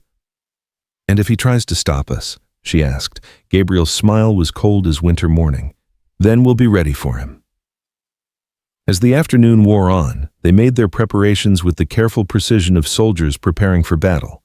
Gabriel sent riders to trusted friends throughout the valley, asking them to be in town the next morning as witnesses. Reed organized the evidence into a coherent case that could be presented quickly and effectively. And Clara wrote out her own testimony about Jonathan's death and the threats she had faced from Thorne's men. By evening, Sterling Ridge had taken on the atmosphere of a fortress under siege. Gabriel's ranch hands had been quietly armed and positioned around the property, while Mrs. Chen and the household staff prepared food and supplies as if for a long campaign. As Clara sat by the fire that night reviewing her testimony one final time, she realized that tomorrow would determine not just the fate of Harrison Thorne and Dr. Morrison, but the future of her marriage to Gabriel. They had been brought together by necessity and desperation, but they had found something deeper in their shared quest for justice. Whether that would be enough to build a real relationship remained to be seen. Gabriel joined her by the fire, settling into the chair across from her with a glass of whiskey in his hand. "Second thoughts?" he asked quietly. "About tomorrow, no. About us." Clara trailed off, unsure how to voice the questions that had been haunting her. "What about us?" Clara took a deep breath, forcing herself to meet his gray eyes directly. "This investigation, this quest for justice, it's brought us together, given us a common purpose. But what happens after tomorrow, when Thorne is in jail and the truth is out? What happens to this partnership of ours?" Gabriel was quiet for a long moment, swirling the whiskey in his glass as he considered her question. When he spoke, his voice was soft but sure. "I hope it becomes something more," he said simply. "These past few days working with you, watching you fight for what's right despite the danger, it's reminded me what it feels like to care about someone again. Not as a replacement for Marie, but as something new and different and precious in its own right." Clara felt tears prick at her eyes. "Gabriel, I know it's complicated," he continued. "I know we started this marriage for practical reasons, and I know I haven't given you any reason to believe I could love again. But Clara, you've changed something in me. You've brought me back to life." The words hung between them, honest and vulnerable in a way that took Clara's breath away. She had been so focused on the investigation, on seeking justice for Jonathan, that she hadn't fully acknowledged the feelings that had been growing between them. But now, facing the possibility that tomorrow might bring danger or even death, she couldn't deny them any longer. "I care about you too," she said quietly.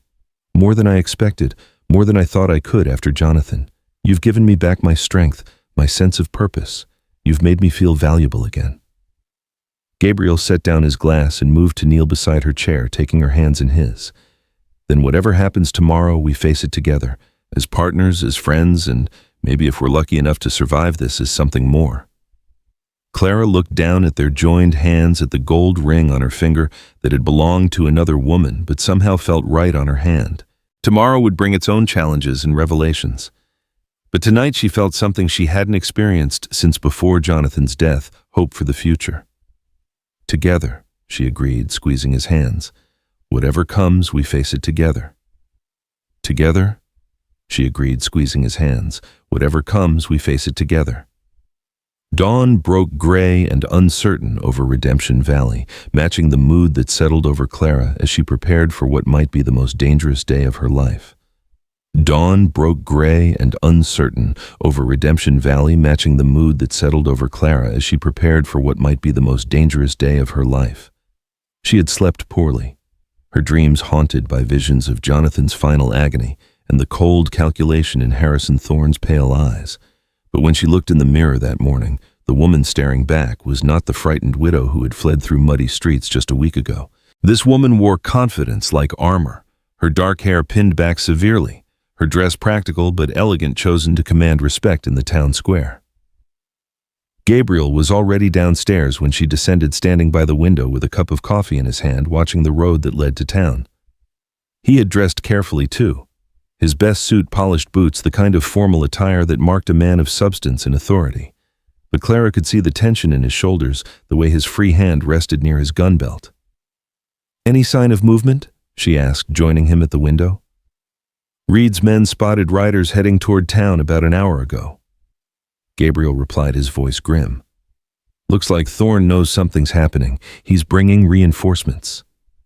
Clara felt her stomach tighten, but she kept her voice steady. "How many? Half a dozen, maybe more. But we expected this. Reed's already in position with the evidence, and Sheriff Morrison has deputies stationed around the square. If Thorne wants a fight, he'll get one." Mrs. Chen appeared in the doorway, her face creased with worry. "Mr. Gabriel, the horses are ready, and I packed food and medical supplies just in case." Gabriel turned from the window, his gray eyes softening as he looked at the older woman who had been like a mother to him since Marie's death. "Thank you, Mrs. Chen. Take care of the ranch while we're gone, if we're not back by nightfall." "You'll be back," Mrs. Chen said firmly, though Clara could hear the fear beneath her confident tone. "Both of you. And when you are, I'll have a celebration dinner waiting." Gabriel smiled, the expression transforming his austere features.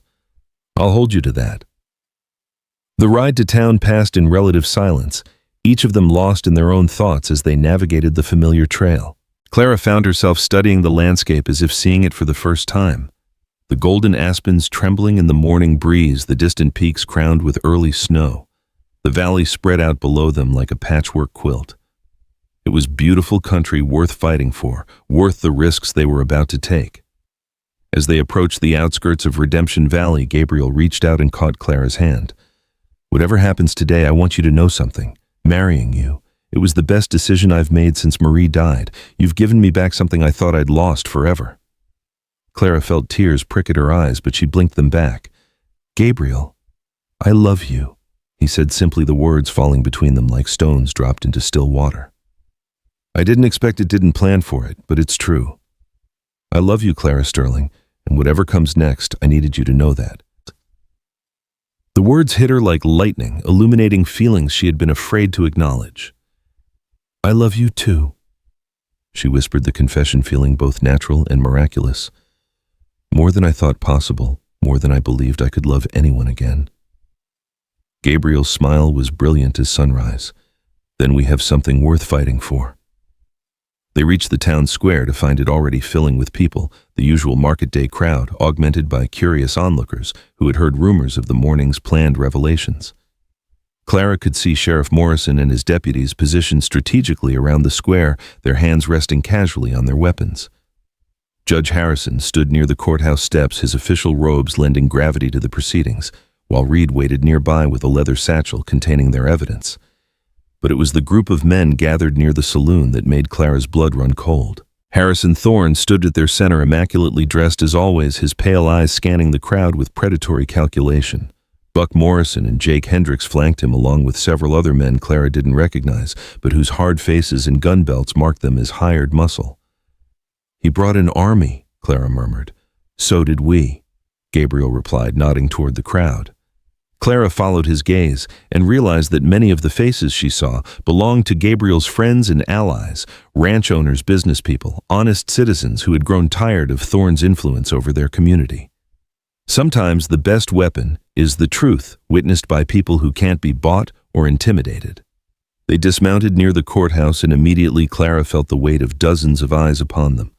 Conversations died as people recognized Gabriel Sterling and his new wife, the woman whose marriage had sparked so much speculation and gossip. But there was something different in the attention now. Not curiosity or condescension, but respect. Word of their investigation had spread, and people were beginning to understand that this wasn't just about personal grievances, but about the very soul of their community. Judge Harrison approached them, his expression grave but supportive. "Gabriel, Mrs. Sterling, I understand you have evidence to present regarding the deaths of several citizens of this territory." "We do, Your Honor," Gabriel replied formally. "Evidence that will show a pattern of murder and conspiracy that has gone undetected for years." Thorne's voice cut across the square like a blade. "This is preposterous, Judge Harrison. Surely you're not going to give credence to the wild accusations of a man driven mad by grief and a woman desperate for attention." The crowd stirred uneasily, sensing the confrontation that was building. Clara felt anger flare in her chest at Thorne's dismissive tone, but she kept her voice level and clear. "Mr. Thorne, I notice you seem remarkably well informed about accusations that haven't been made public yet. One might wonder how you know what we plan to present." Thorne's pale eyes fixed on her with obvious hatred. "Your reputation precedes you, Mrs. Sterling. The whole territory knows about your difficulties with legitimate debt collection. The only thing illegitimate here is your presence," Gabriel said quietly, but his voice carried clearly across the square. "Mrs. Sterling's debts were paid in full, as you well know, but that was never really about money, was it?" "Thorne." Sheriff Morrison stepped forward, his hand resting on his gun butt. Gentlemen, ladies, let's keep this civil. Judge Harrison has agreed to hear evidence regarding suspicious deaths in our community. I suggest we proceed in an orderly fashion. Judge Harrison nodded and gestured toward the courthouse steps. Very well, Mr. Sterling, please present your evidence. Gabriel moved to stand beside the judge, his presence commanding the attention of the entire square. When he spoke, his voice was strong and clear, carrying easily to every corner of the gathered crowd. Your Honor, citizens of Redemption Valley, what I'm about to tell you will shock and horrify you.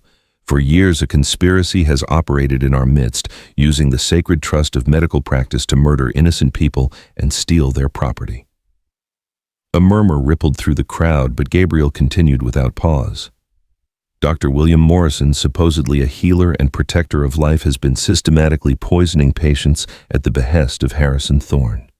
The victims include my beloved wife, Marie, and daughter, Elizabeth Jonathan Hayes, and at least 6 other citizens of this territory. The murmur became a roar of shocked voices, but Thorne's laugh cut through the noise like a knife. Preposterous! Gabriel Sterling has clearly taken leave of his senses. Dr. Morrison is a respected physician who has saved countless lives in this community. Then where is he? Clara called out, her voice ringing across the square. Where is this respected physician when such serious accusations are being made? Why did he flee to Denver the moment we began asking questions about suspicious deaths? Reed stepped forward, opening his satchel and pulling out the first of their documents. Perhaps Mr. Thorne can explain this letter written in Dr. Morrison's hand and addressed to H.T. It details the poison used to kill Marie Sterling and provides a timeline for her death. He held up the paper, and Clara could see Thorne's face go pale beneath his careful composure. That's a forgery, Thorne snarled. Anyone could have written that. What about this one? Reed produced another document. A record of payment from Harrison Thorne to William Morrison, dated 3 days after Marie Sterling's death. The amount is exactly what Mrs. Sterling's property sold for at auction. Judge Harrison gestured for the documents, studying them carefully while the crowd pressed closer. Clara could see people passing word back through the square, spreading the details of what was being revealed to those who couldn't hear clearly. There's more, Gabriel said grimly. Financial records showing a pattern of payments, land transfers, and forged debt documents, all connecting Mr. Thorne to the murders of innocent citizens. Dr. Hayes pushed through the crowd, his weathered face grim with determination. Your Honor, I can provide medical testimony that supports these accusations. The symptoms described in the Sterling and Hayes cases are consistent with a specific poison combination that requires advanced medical knowledge to prepare. Thorne's carefully maintained composure was beginning to crack. This is a conspiracy. These people are trying to destroy me with lies and forged documents. Then you won't mind if we examine the bodies, Clara said quietly, her words carrying clearly in the sudden silence. Judge Harrison, I formally petitioned for the exhumation of my husband's remains, and Mr. Sterling petitions for the same regarding his wife and daughter. Modern forensic techniques can detect poison in tissue samples even years after death. The crowd erupted in excited chatter, but Clara kept her eyes fixed on Thorne's face.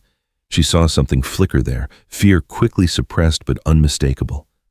This is madness, Thorne shouted, his voice rising above the noise.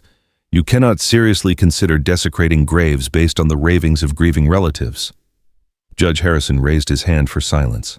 Mr. Thorne, the evidence presented appears substantial enough to warrant further investigation. I'm prepared to issue exhumation orders for all 3 individuals pending a full forensic examination. You can't do this. Buck Morrison stepped forward, his hand moving toward his gun. This whole thing is a setup, a way for Sterling to get revenge because he couldn't protect his own family. Buck? Sheriff Morrison's voice was quiet but deadly. Don't do something you'll regret. The 2 Morrison cousins faced each other across the square, the family resemblance clear, despite the vast moral gulf between them. Clara could see the moment when Buck realized he was outnumbered, outgunned, and standing on the wrong side of justice. They killed Marie, Gabriel said quietly, his voice carrying an anguish that silenced the crowd. They killed my little girl. Elizabeth was only 4 years old, and they poisoned her because she stood between Thorne and what he wanted. The raw pain in Gabriel's voice moved several women in the crowd to tears. Clara saw faces turning hard against Thorne, saw the tide of public opinion shifting decisively. Thorne made one last desperate attempt to regain control.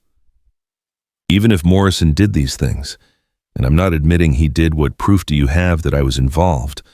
One man's crimes don't implicate another. Reed smiled grimly and produced the final document from his satchel.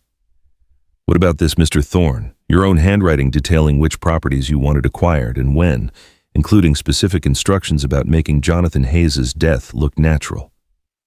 He held up the paper, and Clara could see Thorne's name clearly written at the bottom. The crowd pressed closer, trying to see the damning evidence. "That's a forgery!" Thorne screamed, but his voice cracked with desperation. "Reed is a disgruntled former employee seeking revenge. Then explain this." Reed continued, producing a leather-bound ledger. "Your personal account book showing payments to Morrison corresponding exactly with the deaths of his victims, including a final payment marked Clara Hayes' Final Settlement." Clara felt ice form in her veins. Her name was in Thorne's ledger, marked for death like a sheep selected for slaughter. "You son of a bitch," Gabriel snarled, taking a step toward Thorne. "You weren't just stealing property, you were planning to murder my wife." The crowd erupted in angry shouts, but Clara found her voice cutting through the chaos. "How many others?" She called out her words, silencing the square. "How many other names are in that ledger? How many more people were you planning to kill?" Reed opened the ledger, scanning the pages with theatrical deliberation. Judge Harrison, Sheriff Morrison, Dr. Hayes, Clara Sterling, Gabriel Sterling. The list goes on.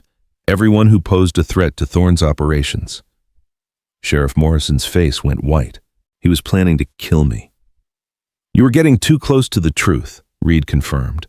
"Asking too many questions, refusing to be bought off. Thorne couldn't afford to let you continue your investigation." Judge Harrison's voice boomed across the square. "Harrison Thorne, by the authority vested in me by the territory of Wyoming, I order your immediate arrest on charges of conspiracy to commit murder, accessory to murder, and attempted murder."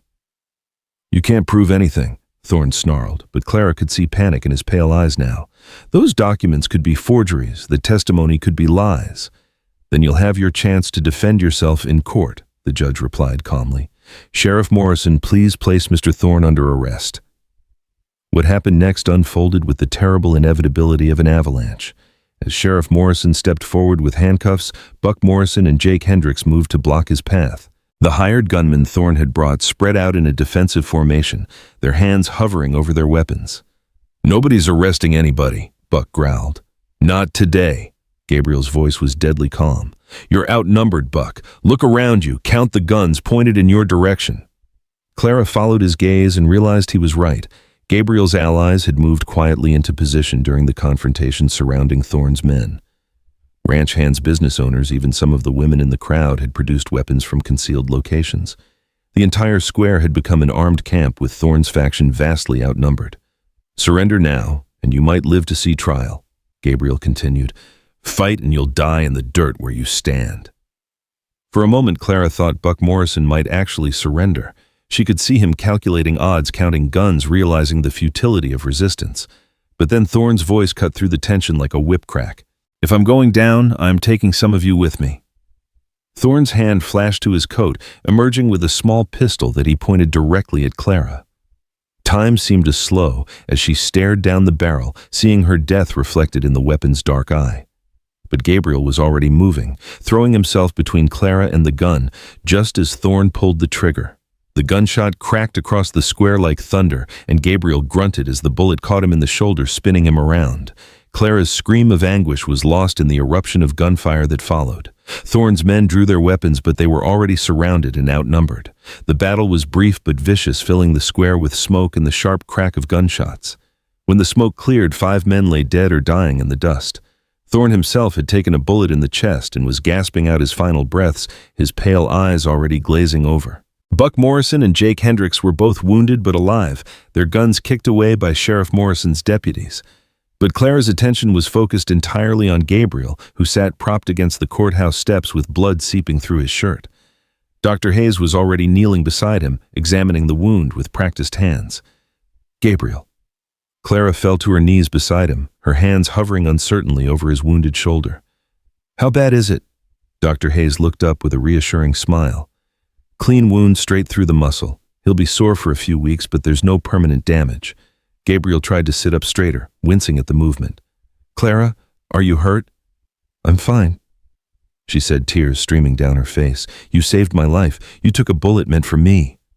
Gabriel's gray eyes met hers, soft with love and relief. I told you we'd face this together. I meant it. Clara leaned down and kissed him gently, tasting salt from her own tears. I love you, Gabriel Sterling, more than I ever thought possible. I love you too, he murmured against her lips. My brave, beautiful wife. Sheriff Morrison approached them, his face grim but satisfied. It's over. Thorne's dead. His men are in custody, and we've got enough evidence to clean up this whole mess. The territory will finally be free of his influence. Judge Harrison nodded solemnly. I'll issue those exhumation orders immediately. The families of the victims deserve to know the truth, and the official record needs to be corrected. Clara helped Gabriel to his feet, supporting his good arm as he swayed slightly. What happens now? Now we go home, Gabriel said simply. We heal, we rebuild, and we live the life we've earned. Reed approached them, his expression mixing relief with lingering sadness. It won't bring back the people we lost, but at least their killers won't hurt anyone else. Thank you, Clara said quietly, for your courage, for the evidence, for everything. Without you, none of this would have been possible. Reed nodded, then looked past them toward the cemetery on the hill. I need to visit my brother's grave, tell him that justice was finally done. Then I think I'll head west, start over somewhere new. As the crowd began to disperse, people approached Gabriel and Clara to offer congratulations and support. Word of their courage had spread quickly, and Clara realized that they had become symbols of resistance against corruption and evil. It was a heavy responsibility, but one she felt ready to bear alongside the man she loved. The ride back to Sterling Ridge was slow and careful, Gabriel favoring his wounded shoulder despite his protests that he was fine. Clara stayed close beside him, ready to catch him if he swayed in the saddle. The afternoon sun painted the valley in shades of gold and amber, and Clara found herself thinking that she had never seen anything more beautiful. Mrs. Chen met them at the front door, her face creased with worry until she saw that Gabriel was upright and talking. Mr. Gabriel, are you hurt badly? Just a flesh wound, Gabriel assured her, though Clara could see the pain lines around his eyes. Dr. Hayes says I'll be back to normal in a few weeks. Mrs. Chen's relief was obvious. Come inside, both of you. I'll tend to that wound properly, and then we'll have that celebration dinner I promised. As they settled Gabriel in his chair by the fireplace, Clara found herself thinking about the strange journey that had brought them to this moment. A week ago, she had been a desperate widow with no hope and no future. Now, she was the wife of a man she loved passionately, a woman who had helped expose corruption and murder a partner in building something better. Do you regret any of it? Gabriel asked quietly as if reading her thoughts. Clara considered the question seriously. The pain, the fear, the violence, all of it had been terrible, but it had also brought her to this place, to this man, to this love that felt stronger than anything she had ever experienced. No, she said finally. I don't regret any of it. Even the suffering led us to each other, led us to the truth, and now we have something worth cherishing. Gabriel reached out with his good hand to take hers, his fingers warm and strong. The real question is, what do we do with the rest of our lives? Clara smiled, thinking of all the possibilities that lay ahead. We live them, Gabriel. We love each other. We build our future together, and we make sure that what happened here can never happen again. Mrs. Chen appeared in the doorway with bandages and medical supplies, but she paused when she saw them holding hands by the fireplace. Her weathered face creased in a smile of genuine happiness. You know, she said softly, this is the first time since Miss Marie died that this house has felt truly alive again. Welcome home, Mrs. Clara. Welcome to your real life. Clara squeezed Gabriel's hand, feeling the truth of those words settle into her bones. This was her real life, not the desperate struggle for survival she had endured for so long, but a partnership built on love, respect, and shared purpose. The woman who had pressed a knife to her throat in a muddy alley was gone forever, replaced by someone stronger, braver, and infinitely more hopeful. Outside, the sun was setting over Sterling Ridge, painting the sky in brilliant shades of rose and gold. Clara had always heard that the most beautiful sunsets came after the worst storms, and as she sat beside the man she loved in the home they would build together, she finally understood what that meant.